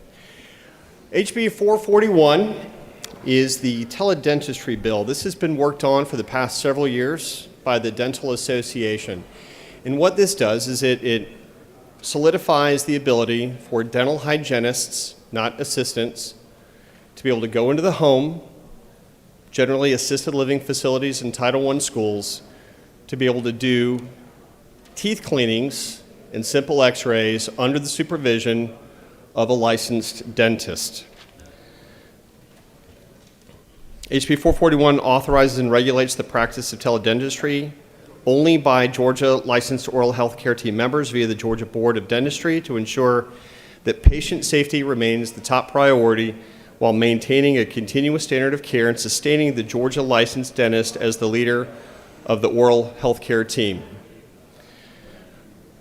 The bill allows hygienists to do x-rays outside of the private office setting under general supervision, creates real-time diagnosis from Georgia licensed dentists for continued treatment. It preserves current distance limitations within the general supervision code, requires teledentistry only be performed by qualified members of the oral health care team, and it requires that the patient and dentist both be physically located in Georgia with the dentist verifying the patient's location, identity, and obtaining consent from the patient. Happy to take any questions. Senator, you have no questions. Thank you, Mr. President. I yield the well. Ask your favorable consideration. Does any other senator wish to speak for or against the measure? Okay. Chair recognizes the senator from the 29th. Mr. President, I ask for unanimous consent to be excused from voting on HB 441 pursuant to Senate Rule 5-1.8D. The senator is excused without objection. Chair recognizes the senator from the 25th. Thank you, Mr. President.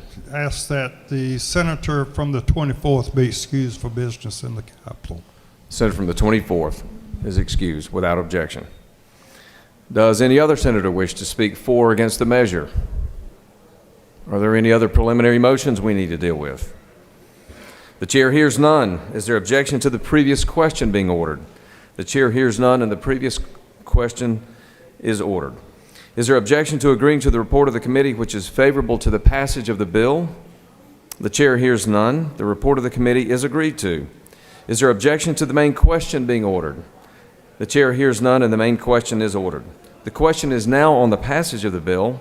All those in favor of the bill will vote yea. Those opposed will vote nay. Mr. Secretary, please unlock the machine.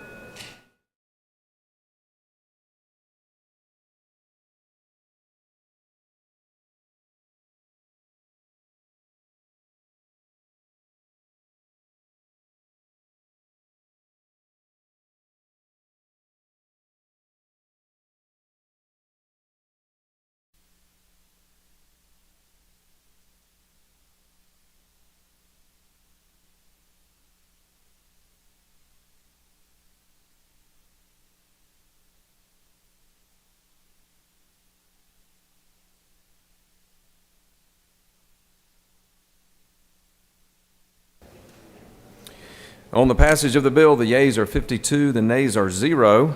This bill, having received the requisite constitutional majority, is therefore passed.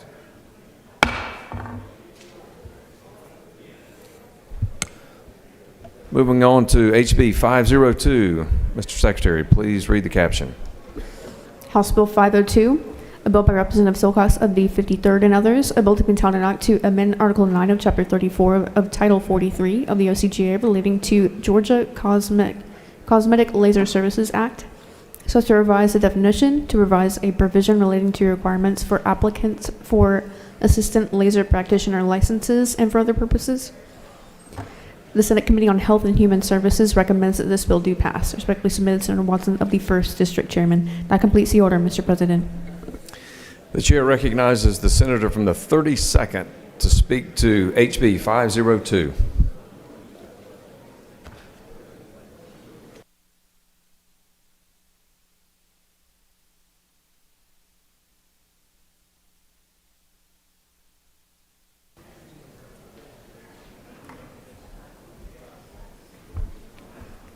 Thank you, Mr. President. Senate Bill 502 has to do with the cosmetic laser procedures. And those are the procedures that do not penetrate the epidermis, which is the top layer of the skin, for those of you who aren't medical. And it updates the code to include cosmetic procedures that did not exist 20 years ago. And I haven't heard any opposition. It has the full support of the dermatologist, the medical board, and the medical spas. So I'd be happy to answer any questions. Senator, you have no questions. Thank you. I yield. Does any other senator wish to speak for or against the measure? The chair hears none. Is there objection to the previous question being ordered? The chair hears none, and the previous question is ordered. Is there objection to the agreeing to the report of the committee which is favorable to the passage of the bill? The chair hears none. The report of the committee is agreed to. Is there objection to the main question being ordered? The chair hears none, and the main question is ordered. The question is now on the passage of the bill. All those in favor of the bill will vote yea. Those opposed vote nay. Mr. Secretary, please unlock the machine.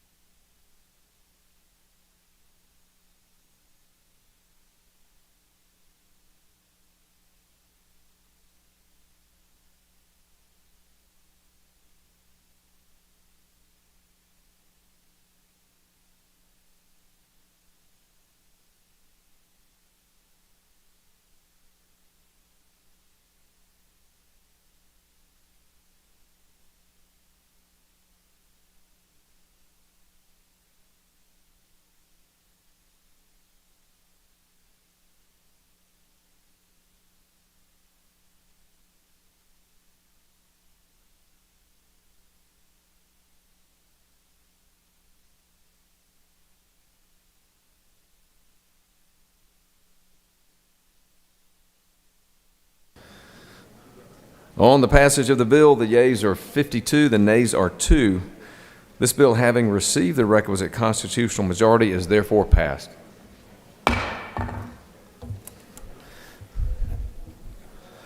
Moving on to HB 827. Mr. Secretary, please read the caption to HB 827. House Bill 827, a bill by Representative Smith of the 18th and others, a bill to enact to amend Code Section 16820 of the OCGA relating to livestock theft so as to provide for increased penalties and for other purposes. The Senate Committee on Judiciary recommends that this bill do pass by substitute. Respectfully submitted, Senator Strickland of the 17th District Chairman. The Senate Committee on Judiciary offers the following substitute to House Bill 827.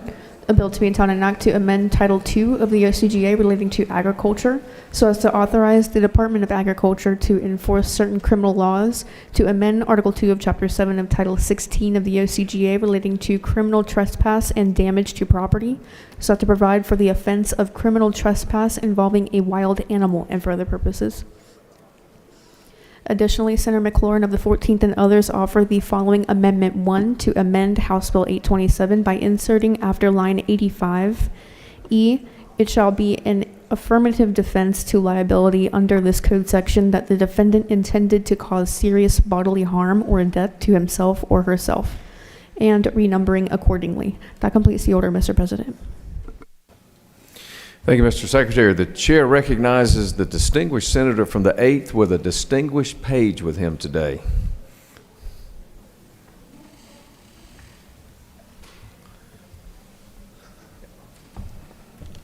Well, thank you, Mr. President. I have my son, Alec, who is paging with us today. Alec, wave at everybody. He lifts weights about 2 hours a day. He's the only Goodman that's ever had muscles, so we're proud of him. But it's colleagues, today I bring in front of you House Bill 827. This bill provides enhanced penalties for theft of livestock in the state of Georgia. These enhanced penalties will help producers of livestock and animal products from theft of their very livelihood. Section 1 elevates the minimum penalty for theft of livestock from 1 year to 2 years, elevates the maximum penalty from 10 years to 15 years, and elevates the maximum fine from $1,000 to $10,000. Section 1 also elevates the penalty for theft of livestock valued at less than $100 from a misdemeanor to a misdemeanor of high and aggravated nature. Additionally, this bill will extend the police powers of the Department of Agriculture found in OCAG 2-2-13 to enforcement of provisions and Title 16 matters within the jurisdiction of the department, allowing post-certified investigators employed by the Department of Agriculture to investigate and enforce crimes and offenses, including theft of livestock, as well as agricultural and environmental regulation. This bill also provides for penalties for those who commit the offense of trespass, specifically for our zoos. These incidents most times result in an animal attacking these trespassers and the animal having to be put down. These animals cost thousands, if not hundreds of thousands of dollars to obtain, and unfortunately, when these trespasses occur, to replace.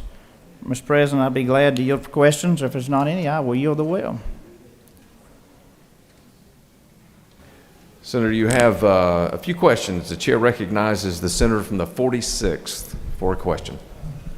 Thank you, Mr. President. Will the senator yield? I'd be glad to my good friend from Athens. So my concern is, are we broadening the jurisdictional powers of the Department of Agriculture to include all of Title 16, which is the entire criminal code? You referenced that it says matters within the jurisdiction of the commissioner as provided by this title, which is the agricultural title, and then it lists titles for animals, commerce and trade, food and drugs, professions and businesses. How do we determine what are the matters within the jurisdiction of the commissioner if you're including that entire, really it's a book. I got, every law in this book. So it's in Title II, but it's actually already in code, and I'll read it to you verbatim. The commissioner shall be vested with police powers to enforce those laws governing matters within the jurisdiction of the commissioner or the department, as provided by the title and titles of 410, 26, and 43. And it says again, the commissioner shall be authorized to employ, designate, and deputize investigators and to delegate to such employees of the department the necessary authority to enforce those laws governing matters within the jurisdiction of the commissioner or the department, and those are found in Title II. Thank you. Will the senator further yield? I'd be glad to my friend from Athens. So that's my question. What is the definition of matters within the jurisdiction of the commissioner or the department? I mean, what is that? Agriculture is the largest industry in the state, is it? Yes, sir. I would like to know what the boundaries are. So I would think that, seeing as we're talking about the Department of Agriculture, it would be issues that are in Title II that the Department of Agriculture already has oversight of. So hence, for a perfect example, recently in my district, there was a koi farm, or supposed to be a koi fish farm. Well, the Department of Agriculture was involved in an investigation, and what was supposed to be a koi fish farm ended up being an illegal marijuana growing facility that had a street value of $22 million worth of marijuana there. That was actually happening in my district. So it would be in instances like that where you have something that clearly the Department of Agriculture would have purveyance over.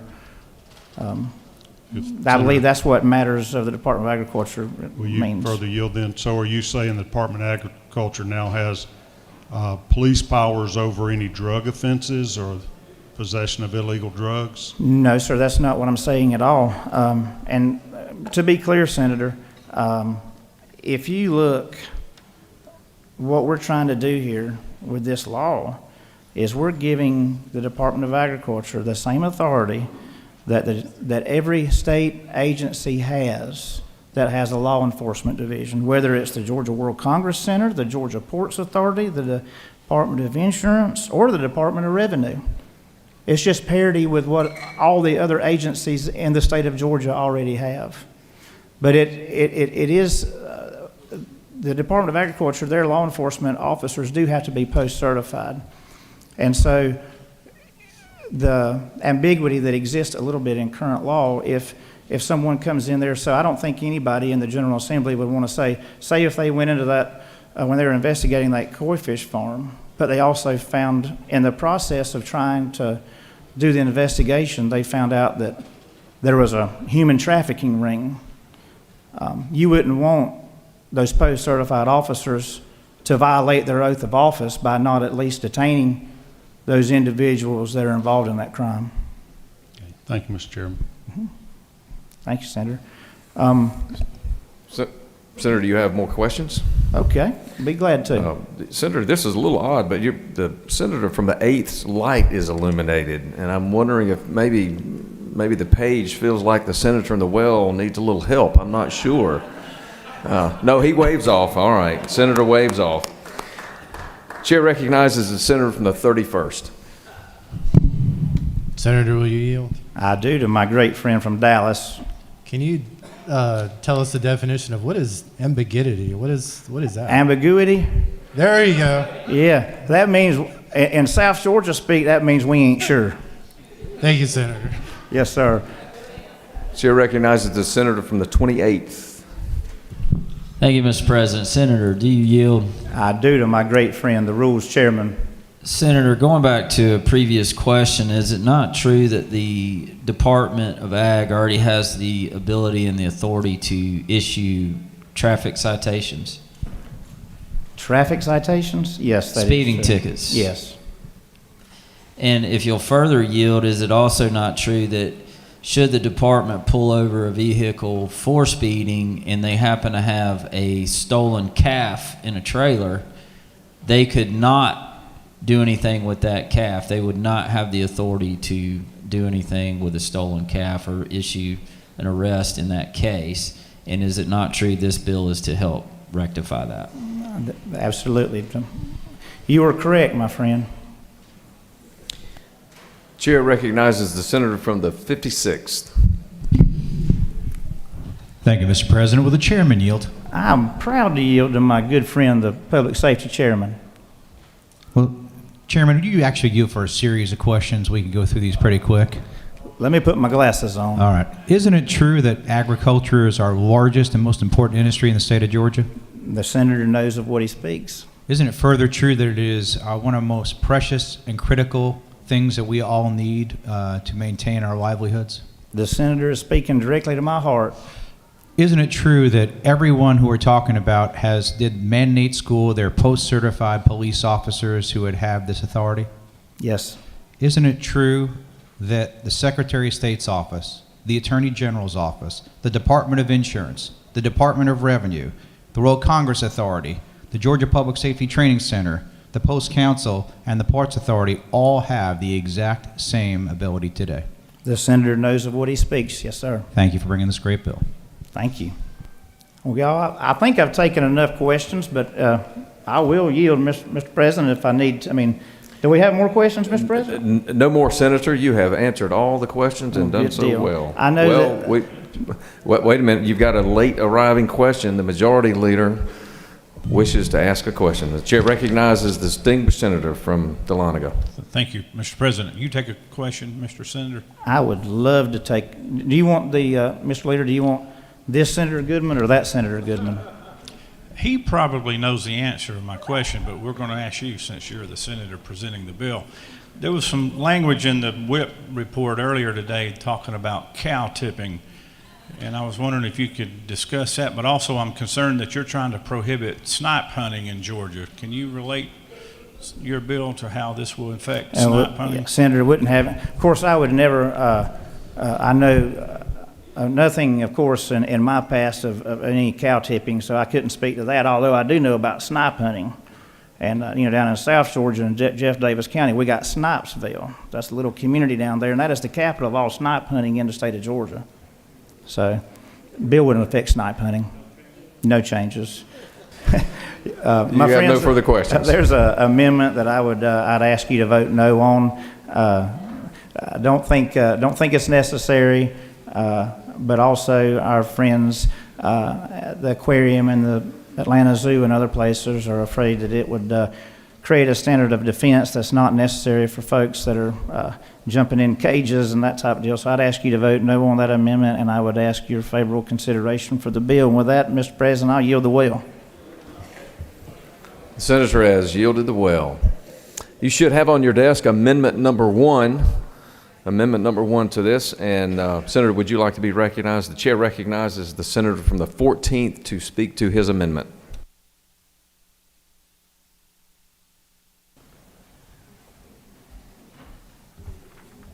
Thank you very much, Mr. President, and with great respect to the Senator from the 8th and the purposes, both purposes in the bill, both of which I can get behind.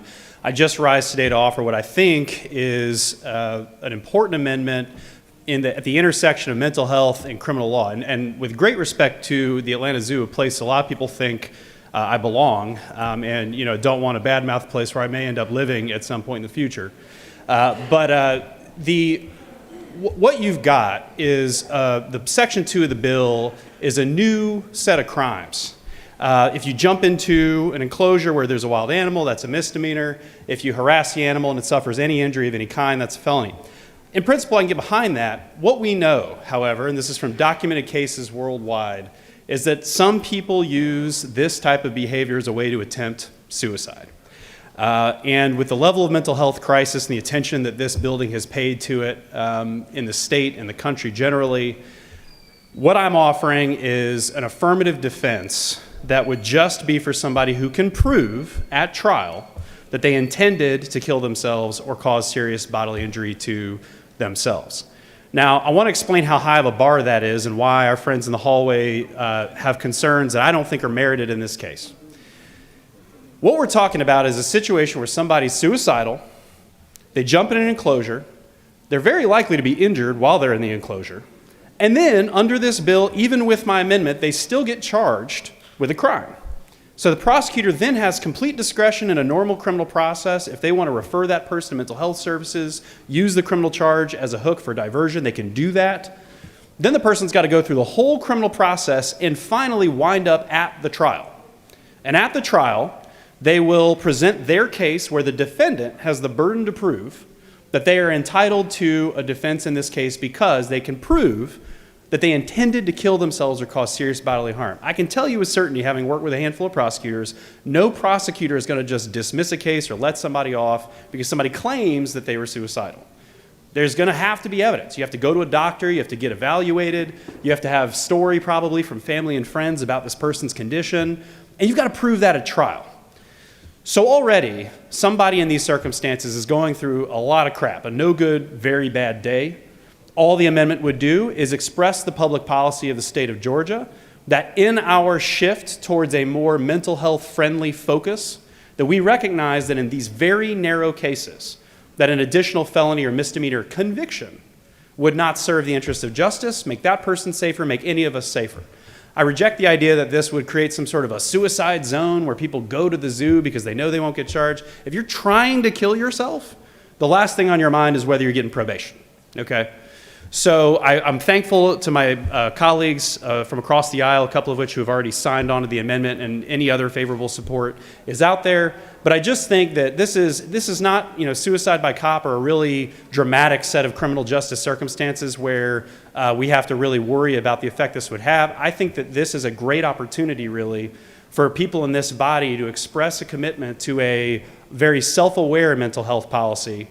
And I would submit to you that, and you could talk to the prosecutors, they can already charge this trespass. They just want a more specific criminal charge to catch trespasses in these circumstances. Senators, I would submit to you that's exactly what this defense is on the other side.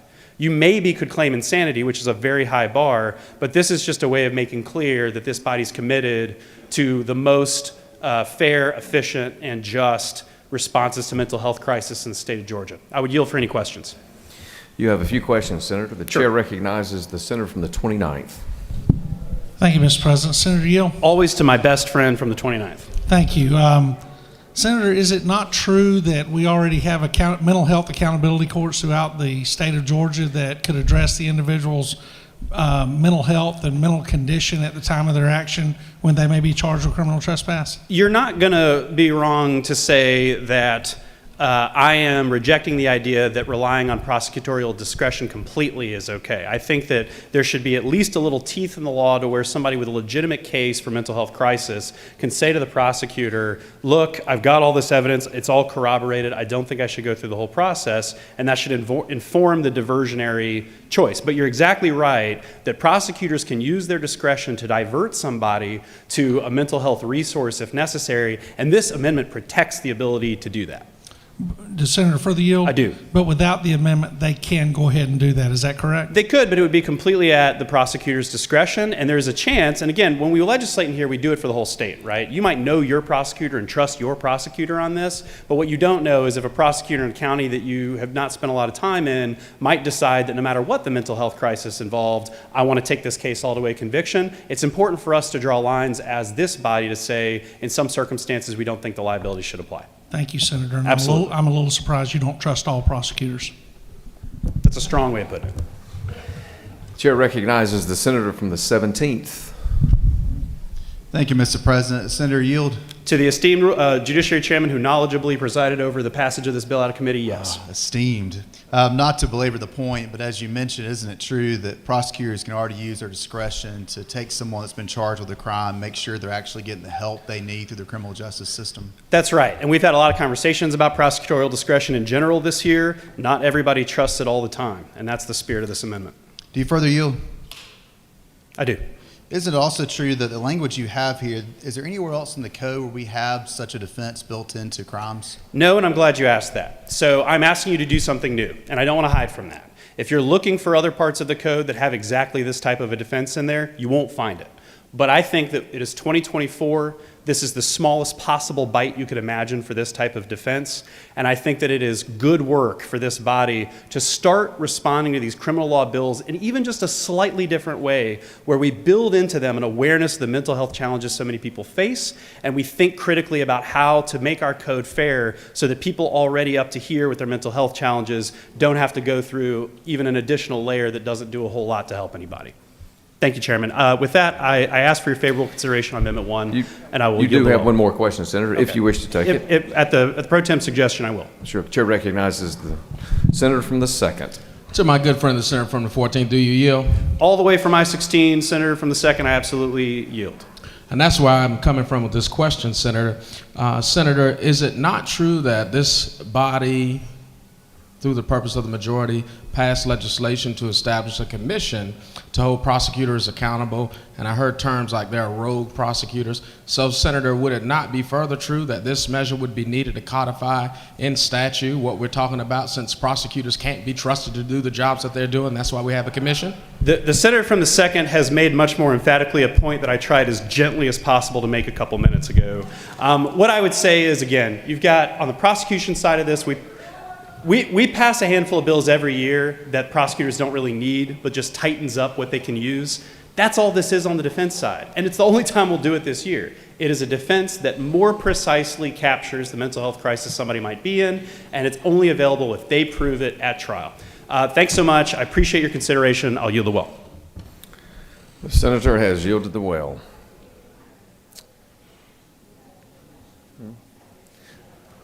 Senator from the 8th, would you like to close debate? Chair recognizes the senator from the 8th to close the debate. Thank you, Mr. President. I just ask for your favorable consideration. I'd also like to refer on line 75 of the bill, where it says the person knows he or she. It says the person knows. It doesn't say the person knows or should have known that they should be in there. So there is a higher hill to climb, if you should say so, I guess, for my non-lawyer speak. But I would ask that you please vote favorably for this bill, and please vote no on the amendment. Senator, you do have one question, if you wish to take it. Chair recognizes the distinguished senator from Habersham, the 50th. Thank you, Mr. President. Does the senator yield? I'm proud to yield to my friend from Habersham. The questions earlier about this expanding the commissioner's power to the entire criminal code, isn't it true that there are already, in the current law, code sections that give him the power as long as he has jurisdiction in those titles?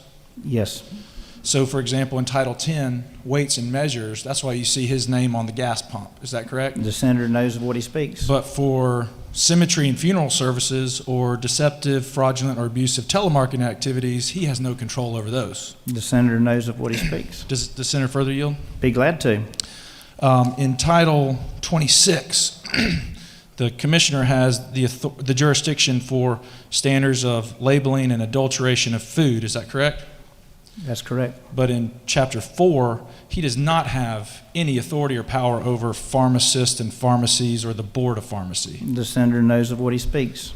And in Title 43, Chapter 50, he has jurisdiction over veterinarians and vet techs. Is that correct? That's correct. But does he have any authority or jurisdiction over snow skiing or real estate brokers?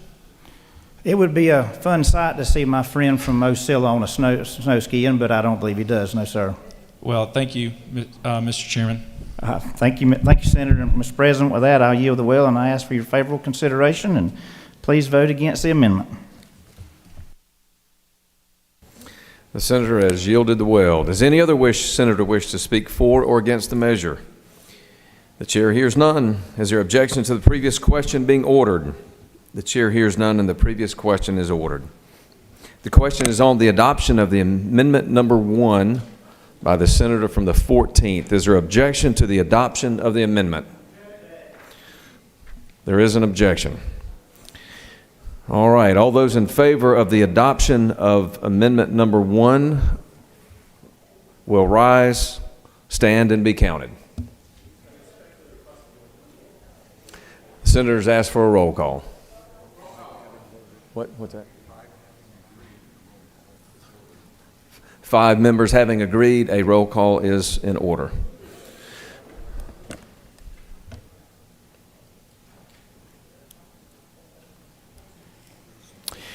All those in favor of amendment number 1 will vote yea. Those opposed will vote nay. Mr. Secretary, please unlock the machine. You're voting on amendment number 1 to HB 827.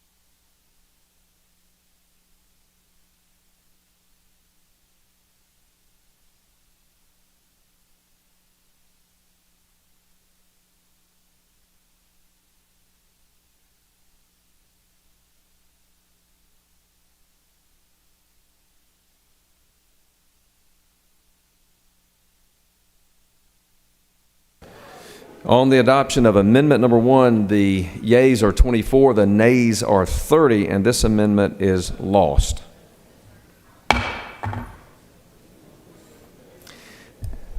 Now the question is on the adoption of the committee substitute. Is there objection to the adoption of the committee substitute? The chair hears none, and the committee substitute is adopted. Is there objection to agreeing to the report of the committee, which is favorable to the passage of the bill? The chair hears none. The report of the committee is agreed to. Is there objection to the main question being ordered? The chair hears none, and the main question is ordered. The question is now on the passage of the bill by substitute. All those in favor of the bill will vote yea. Those opposed will vote nay. Mr. Secretary, please unlock the machine.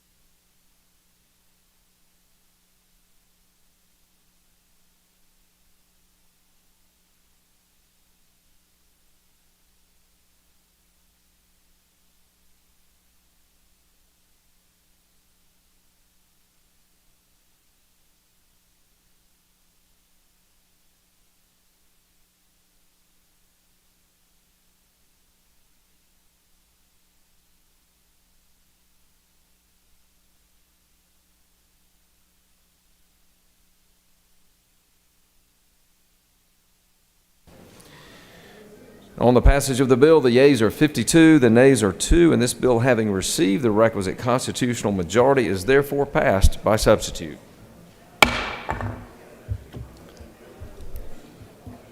All right, moving on down the rules calendar, HB 873. HB 873. Mr. Secretary, please read the caption.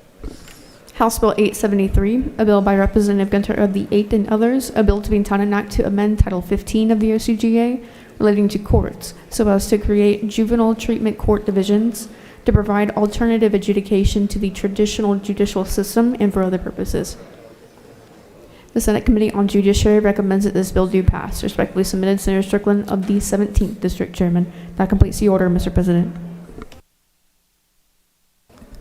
Thank you, Mr. Secretary. The chair recognizes the senator from the 50th to speak to the motion.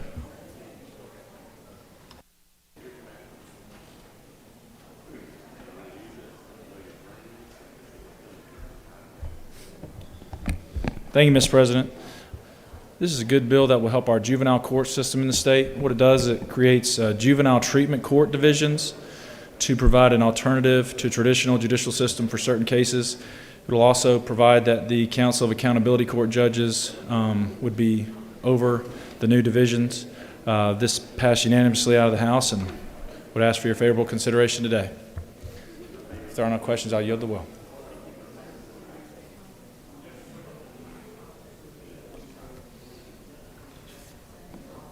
You have no questions, Senator. Thank you, Mr. President. I yield the will. Does any other senator wish to speak for or against the measure? The chair hears none. Is there objection to the previous question being ordered? The chair hears none, and the previous question is ordered. Is there objection to agreeing to the report of the committee, which is favorable to the passage of the bill? The chair hears none. The report of the committee is agreed to. Is there objection to the main question being ordered? The chair hears none, and the main question is ordered. The question is now on the passage of the bill. All those in favor of the bill will vote yea. Those opposed will vote nay. And Mr. Secretary, please unlock the machine.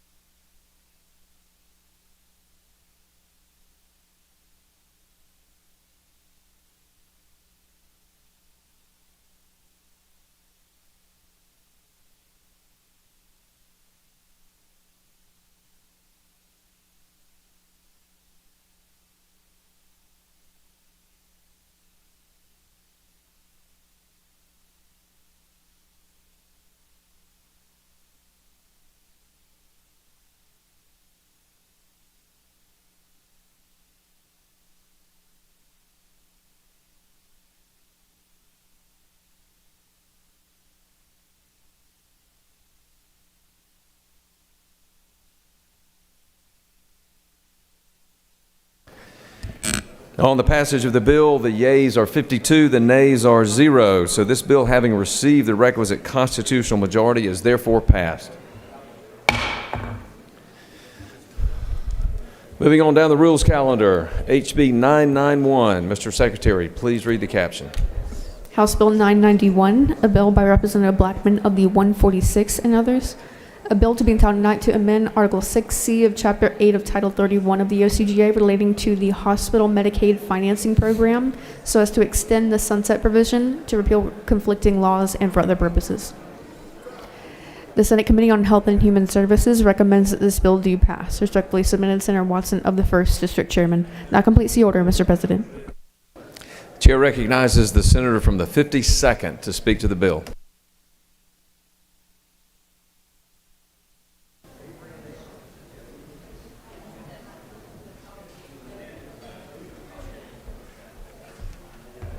Thank you, Mr. President. This bill is really simple.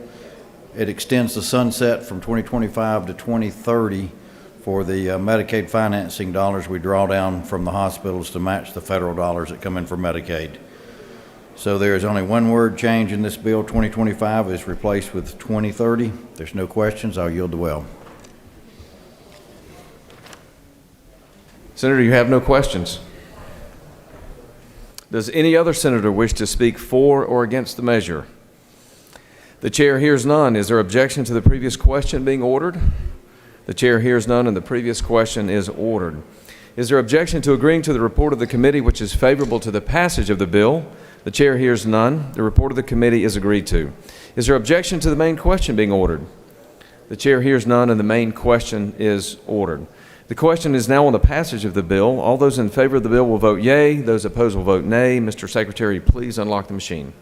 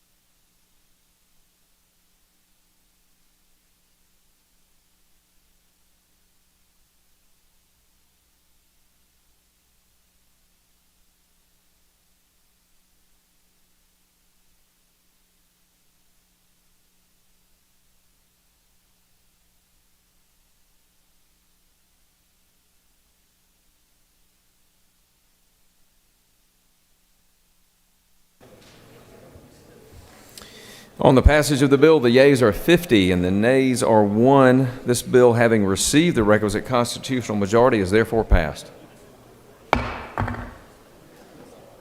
Mr. Secretary, let's move on to HB 997. Please read the caption. House Bill 997, a bill by Representative Corbett of the 174th and others. A bill to be signed and act to amend Code Section 45-151 of the OCGA relating to disqualification from driving and action required after suspending, revoking, or canceling license or non-resident privileges, so as to require disqualification to operate a commercial motor vehicle upon receipt of notification from the Federal Motor Carrier Safety Administration of a positive drug test and for other purposes. The Senate Committee on Public Safety recommends that this bill do pass. Respectfully submitted, Senator Albers of the 56th District Chairman. That completes the order, Mr. President. Thank you, Mr. Secretary. The chair recognizes the distinguished senator from the 56th to speak to HB 997.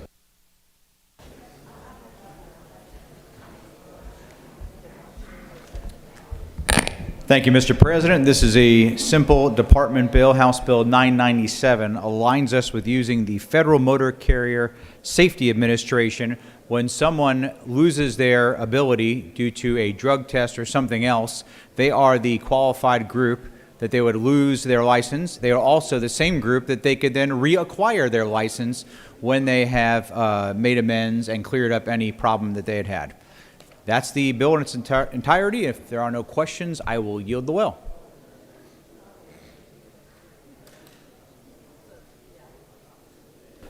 Senator, you have no questions. Thank you.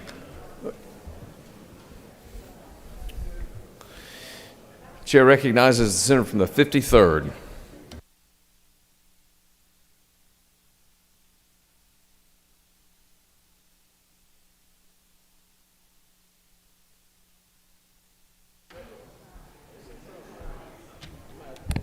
That's right, you might have to vote no. Thank you, Mr. President. There is a little bit more to this bill. I know a thing or two about having rights and privileges revoked without due process, and that's what this bill intends to do for our commercial motor carrier drivers, hardworking Georgians.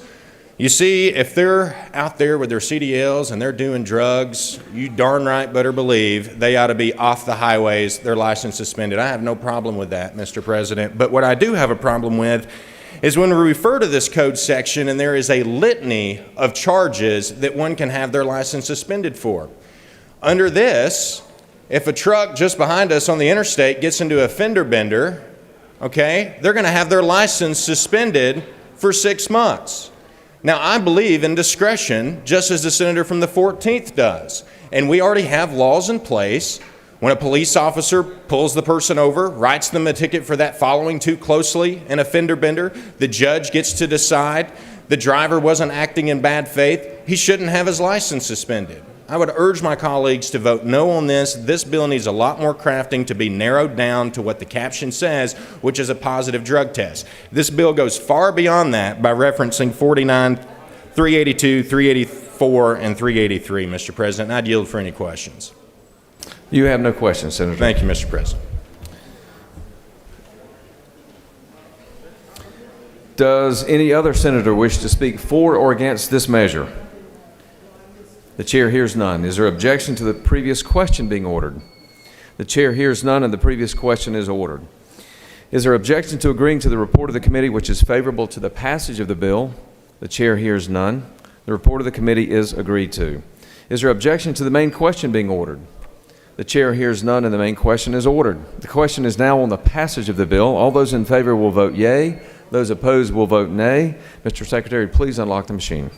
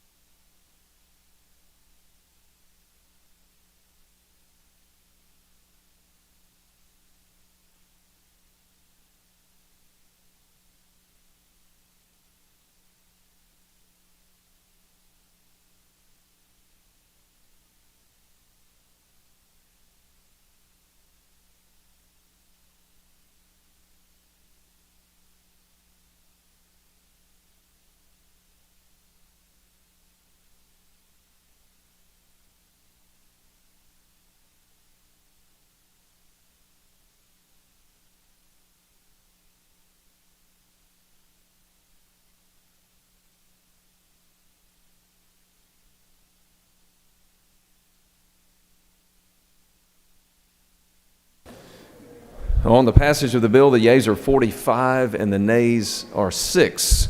So this bill, having received the requisite constitutional majority, is therefore passed.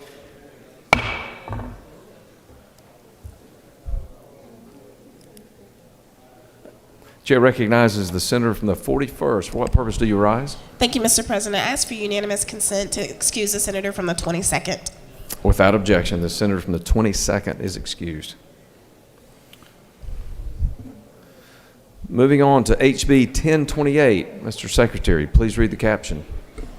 House Bill 1028, a bill by Representative LaHood of the 175th and others, a bill to be entitled an act to amend Title 20 of the OCGA relating to education so as to repeal the requirement of screening of public school children for scoliosis, to amend Title 31 of the OCGA relating to health so as to revise the state health officer's authorization to issue standing orders, to repeal provisions relating to the Georgia Diabetes Control Grant Program, to revise the definition, to repeal provisions relating to a pilot program for pre-exposure prophylaxis, drug assistant, and services, and for other purposes.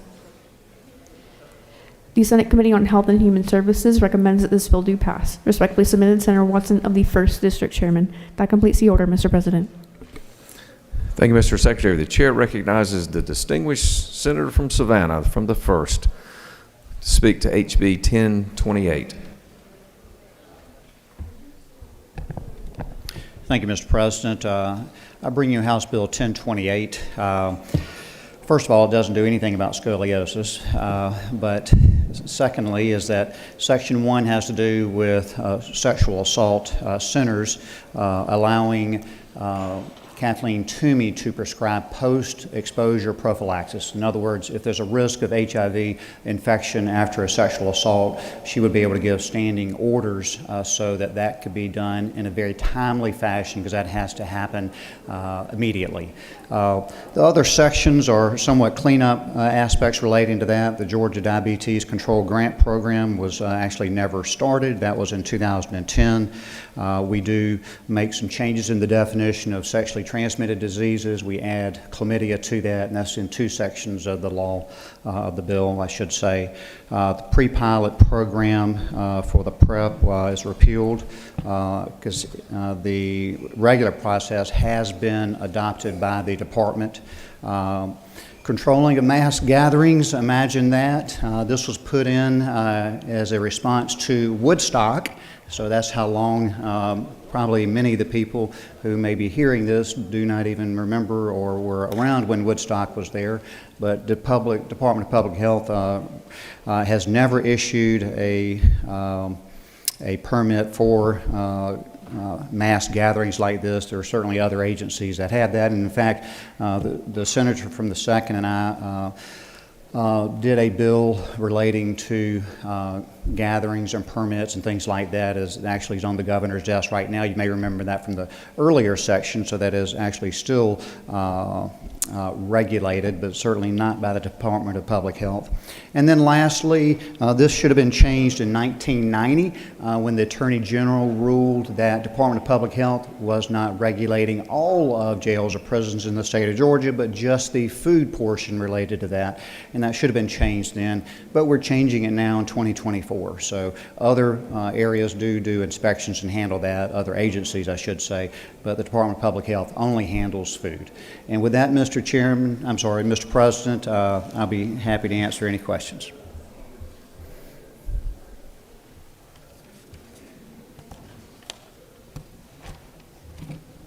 You have a question, Senator. The chair recognizes the senator from the 26th from Macon. Gentleman yield. Be happy to yield to the gentleman from Macon. The topic says education repeal requirement of screening of public school children for sclerosis. Is that what this bill does? No, I did start out by saying that. Listen, I was talking fast, and that was my first sentence related to this. Has nothing to do with scoliosis. All right, so in other words, what the topic has nothing to do with repealing for school children. It does not relate to, there will be no changes when it comes to scoliosis screening in the state of Georgia. They'll still continue to be screened. And as a matter of fact, there is really good scientific medical literature to show that that screening is very beneficial, because if you catch that early, you can do bracing rather than waiting to do surgery. And that just sort of is common sense, but that has been shown in medical literature to show that. And there is also an opt-out already, that if parents are doing that at their pediatrician's office, or they just don't want to do that, then they can opt out now. Thank you for the question. Senator, you have no further questions. Thank you, Mr. President. I ask for your favorable consideration. The senator has yielded the well. Does any other senator wish to speak for or against this measure? The chair hears none. Is there objection to the previous question being ordered? The chair hears none to the previous question being ordered. Is there objection to agreeing to the report of the committee which is favorable to the passage of the bill? The chair hears none. The report of the committee is agreed to. Is there objection to the main question being ordered? The chair hears none, and the main question is ordered. The question is now on the passage of the bill. All those in favor of the bill will vote yea. Those opposed will vote nay, and the secretary will unlock the machine.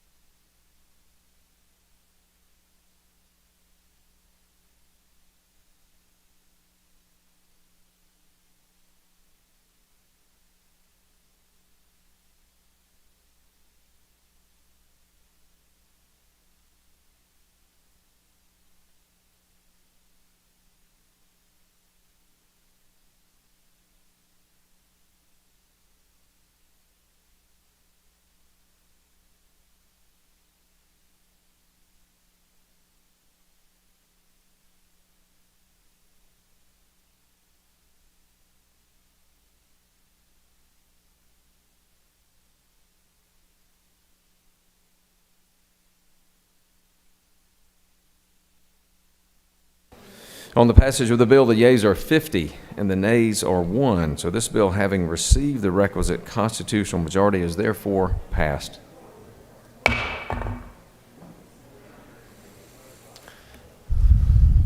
Mr. Secretary, please read the caption for HB 1033. House Bill 1033, a bill by Representative Leverett of the 123rd and others. A bill to be entailed an act to amend Chapter 5 of Title 16 of the OCGA relating to crimes against the person, so as to provide for protections for utility workers, to provide for a definition, to provide for enhanced penalties for simple assault, aggravated assault, simple battery, and aggravated battery committed upon utility workers, and for other purposes. The Senate Committee on Judiciary recommends that this bill do pass by substitute. Respectfully submitted, Senator Strickland of the 17th District Chairman.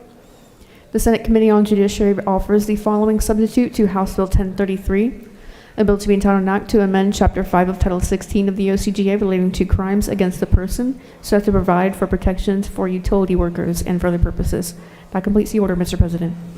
Thank you, Mr. Secretary. The chair recognizes the distinguished senator from Athens, the senator of the 46th District, to speak to HB 1033.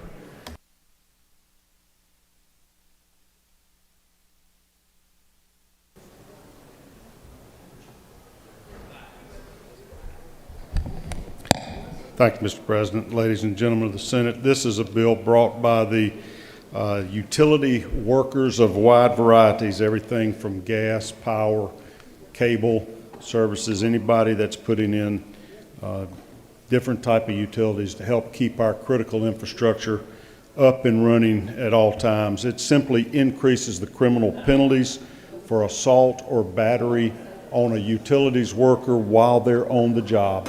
Increases from a misdemeanor to a high and aggravated misdemeanor on simple battery and assault, and makes it a felony if it's aggravated felony or assault, 3 to 20 years. Happy to take any questions. There is a letter of support from the Georgia Chamber of Commerce on your desk, as well as a listing of all the different utility workers that are seeking this protection so they can do their job to keep our lights on, gas on, power on, and infrastructure working. Happy to yield for questions, or I will yield the will. Senator, you have a few questions. The chair recognizes the distinguished senator from the 28th, our Rules Chair, for a question. Thank you, Mr. President. Mr. Chairman, do you yield? I yield. Senator, I appreciate you bringing this fine legislation forward. Is it not true, based on some legislation we passed earlier, would the Ag Department now be able to help out in the rest of these? If that bill makes it through the rest of the process, absolutely. This will help them sort of change their focus, I guess, a little bit from animals and plants to utilities. The chair recognizes the senator from the 29th for a question. Does the senator yield? I yield. Senator, if this assault takes place after the aggressor climbs over into a, say, tiger pen in a wild animal park, would this legislation still make this assault a felony? It would be high and aggravated if it's a misdemeanor, or if it's an aggravated assault or battery, it would be a felony. Thank you, Senator. You have no other questions, Senator. Thank you. I yield the will. The senator has yielded the well. Does anyone else wish to speak in favor or against this measure? The chair hears none. Is there objection to the previous question being ordered? The chair hears none, and the previous question is ordered. The question is on the adoption of the committee substitute. Is there an objection to the adoption of the committee substitute? The chair hears none. Hearing none, the committee substitute is adopted. Is there an objection to agreeing to the report of the committee which is favorable to the passage of the bill? The chair hears none, and the report of the committee is agreed to. Is there objection to the main question being ordered? The chair hears none, and the main question is ordered. The question is on the passage of the bill. All those in favor of the bill will now vote yea. Those opposed will vote nay. And Mr. Secretary, please unlock the machine.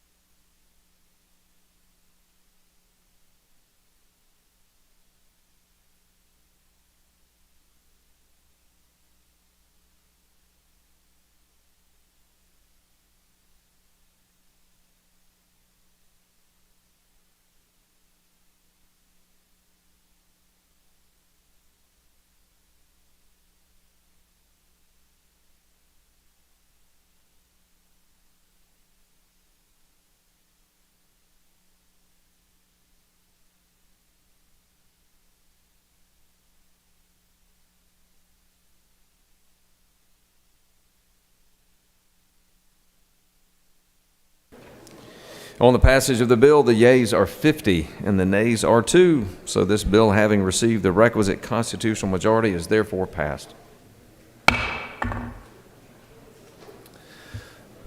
Moving on to the final bill on the rules calendar today. Mr. Secretary, please read the caption for HB 1041.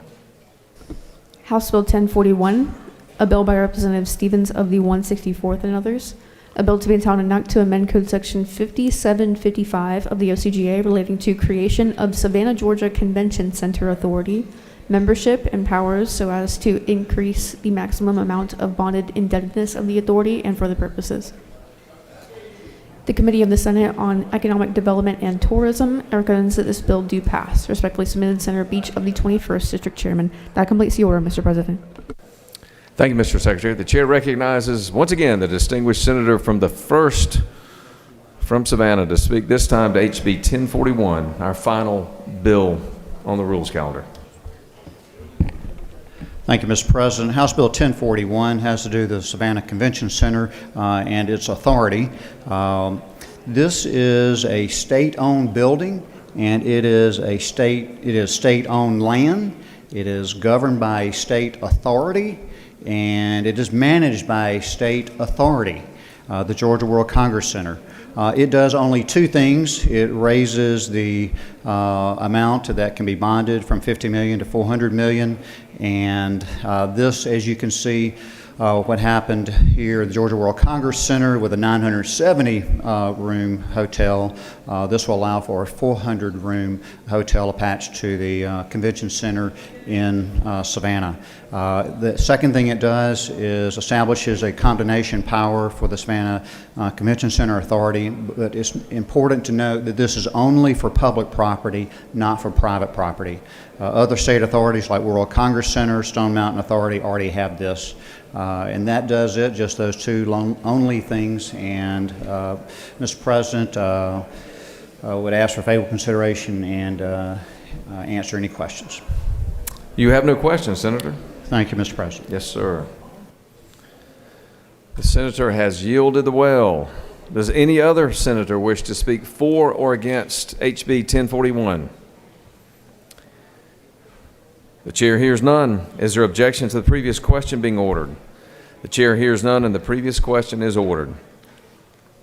Is there objection to agreeing to the report of the committee which is favorable to the passage of the bill? The chair hears none, and the report of the committee is agreed to. Is there objection to the main question being ordered? The chair hears none, and the main question is ordered. The question is now on the passage of the bill. All those in favor of the bill will vote yea. All those opposed will vote nay. And Mr. Secretary, please unlock the machine.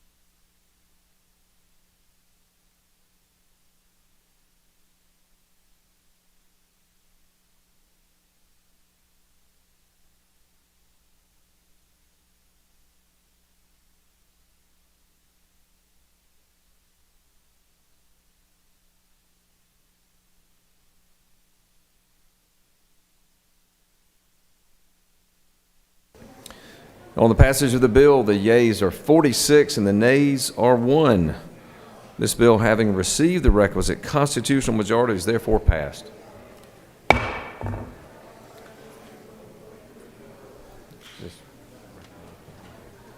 All right, we've got a few other actions to deal with, folks, so stay with us, please. The chair recognizes the senator from the 23rd.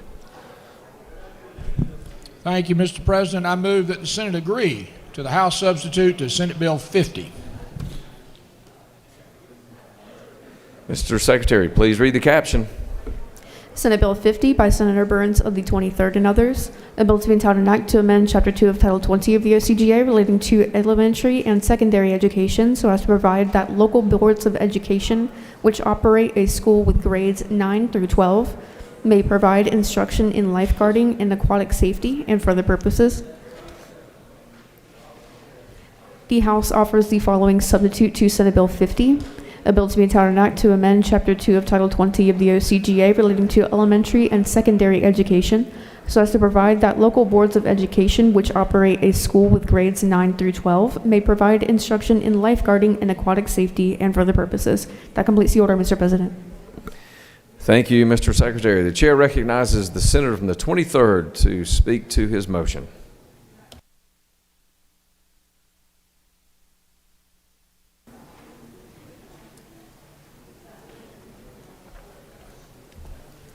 Thank you, Mr. President. Colleagues, you may recall last year we adopted Senate Bill 50, which allows but does not require local school systems to offer aquatic safety and lifeguard training. That bill stalled a bit in the House last session because of some timing. The House substitute simply updates the dates of the bill to more accurately reflect the time frame that the current bill is being passed under. I appreciate your favorable consideration. If there are no questions, I'll yield the well. You have no questions, Senator.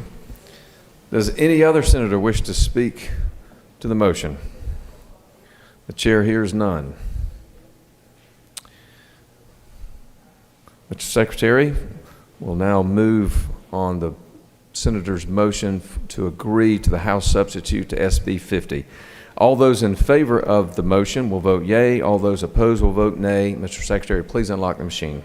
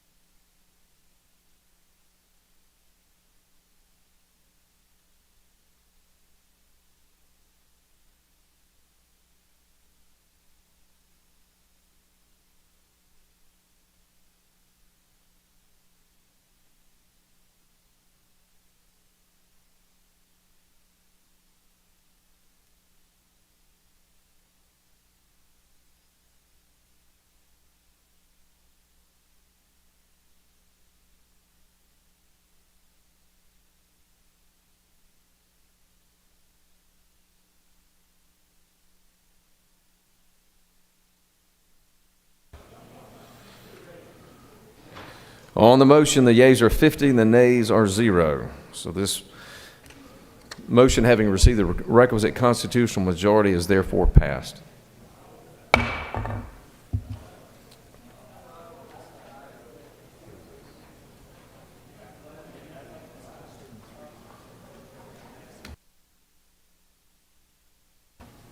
Chair recognizes the senator from the 32nd for a motion. Thank you, Mr. President. I move that the Senate agree to the House substitute to Senate Bill 337. The senator has moved that the Senate agree to the House substitute to SB 337. Mr. Secretary, please read the caption. Senate Bill 337, a bill by Senator Kirkpatrick of the 32nd and others, a bill to be an act to amend Code Section 38-111 of the OCGA relating to personal aides de camp, appointments, commissions, length of service, and duties so as to authorize the governor to appoint honorary Georgia colonels for life and further purposes. The House offers the following substitute to Senate Bill 337, a bill to be an act to amend Code Section 38-111 of the OCGA relating to personal aides de camp, appointments, commissions, length of service, and duties so as to authorize the governor to appoint honorary Georgia colonels for life and further purposes. That completes the order, Mr. President. Thank you, Mr. Secretary. The chair recognizes the senator from the 32nd.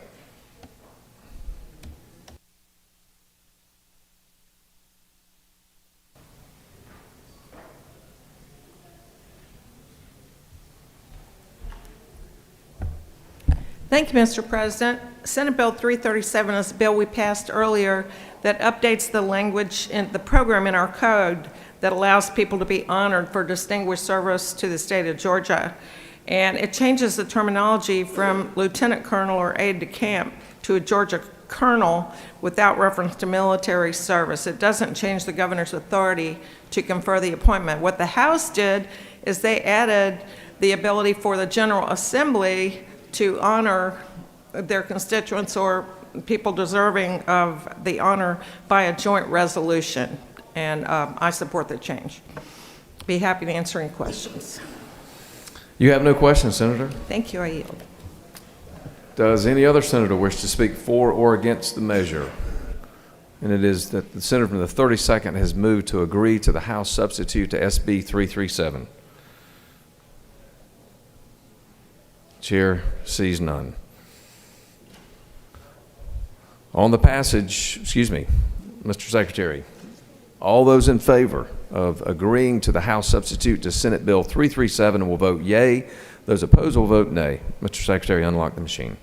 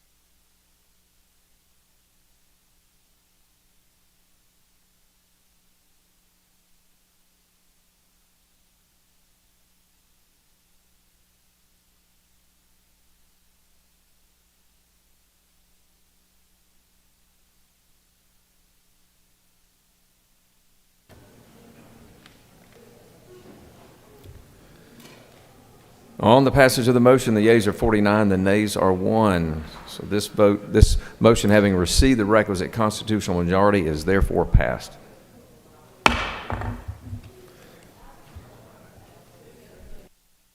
Chair recognizes the distinguished senator from the 24th for a motion. Mr. President, I move that the Senate agree to the House substitute for Senate Bill 352. The senator has moved that the Senate agree to the House substitute to Senate Bill 352. Mr. Secretary, please read the caption. Senate Bill 352 by Senator Anderson of the 24th and others. A bill to entitle an act to amend Part 1 of Article 1 of Chapter 8 of Title 40 of the OCGA relating to general provisions relative to motor vehicle equipment and inspection, so as to provide for standards for the alteration and operation of motor vehicles with modified suspension systems and for other purposes. The House offers the following substitute to Senate Bill 352. A bill to be entitled an act to amend Part 1 of Article 1 of Chapter 8 of Title 40 of the OCGA relating to general provisions relative to motor vehicle equipment and inspection, so as to provide for standards for the alteration and operation of motor vehicles with modified suspension systems and for other purposes. That completes the order, Mr. President. Thank you, Mr. Secretary. The chair recognizes the senator from the 24th.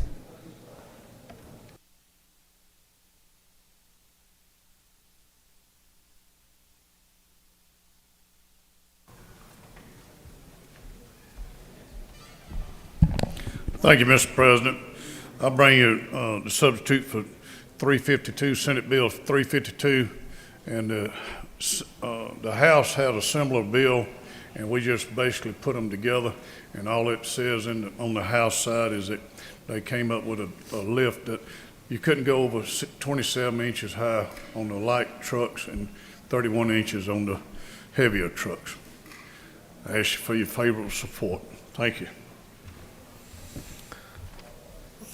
Thank you, Senator. The senator has yielded the well. Does any other senator wish to speak for or against the measure?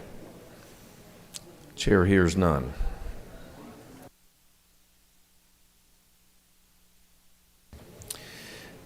On the motion of the senator from the 24th, who has moved that the Senate agree to the House substitute to SB 352, all those in favor of that motion will vote yea. Those opposed will vote nay. Mr. Secretary, please unlock the machine.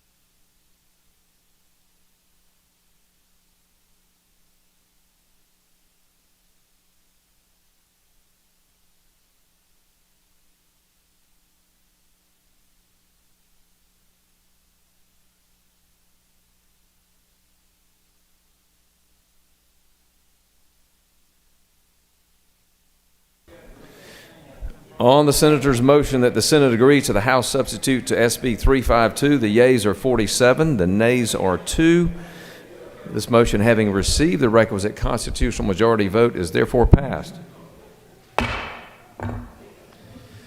All right, that takes us to the end of our special actions and what we've got on today. Just a couple of announcements. Number one, if you haven't seen already, we have lunch in the anteroom for you. I think a lot of folks have already gotten lunch for the day. If not, grab lunch on your way out.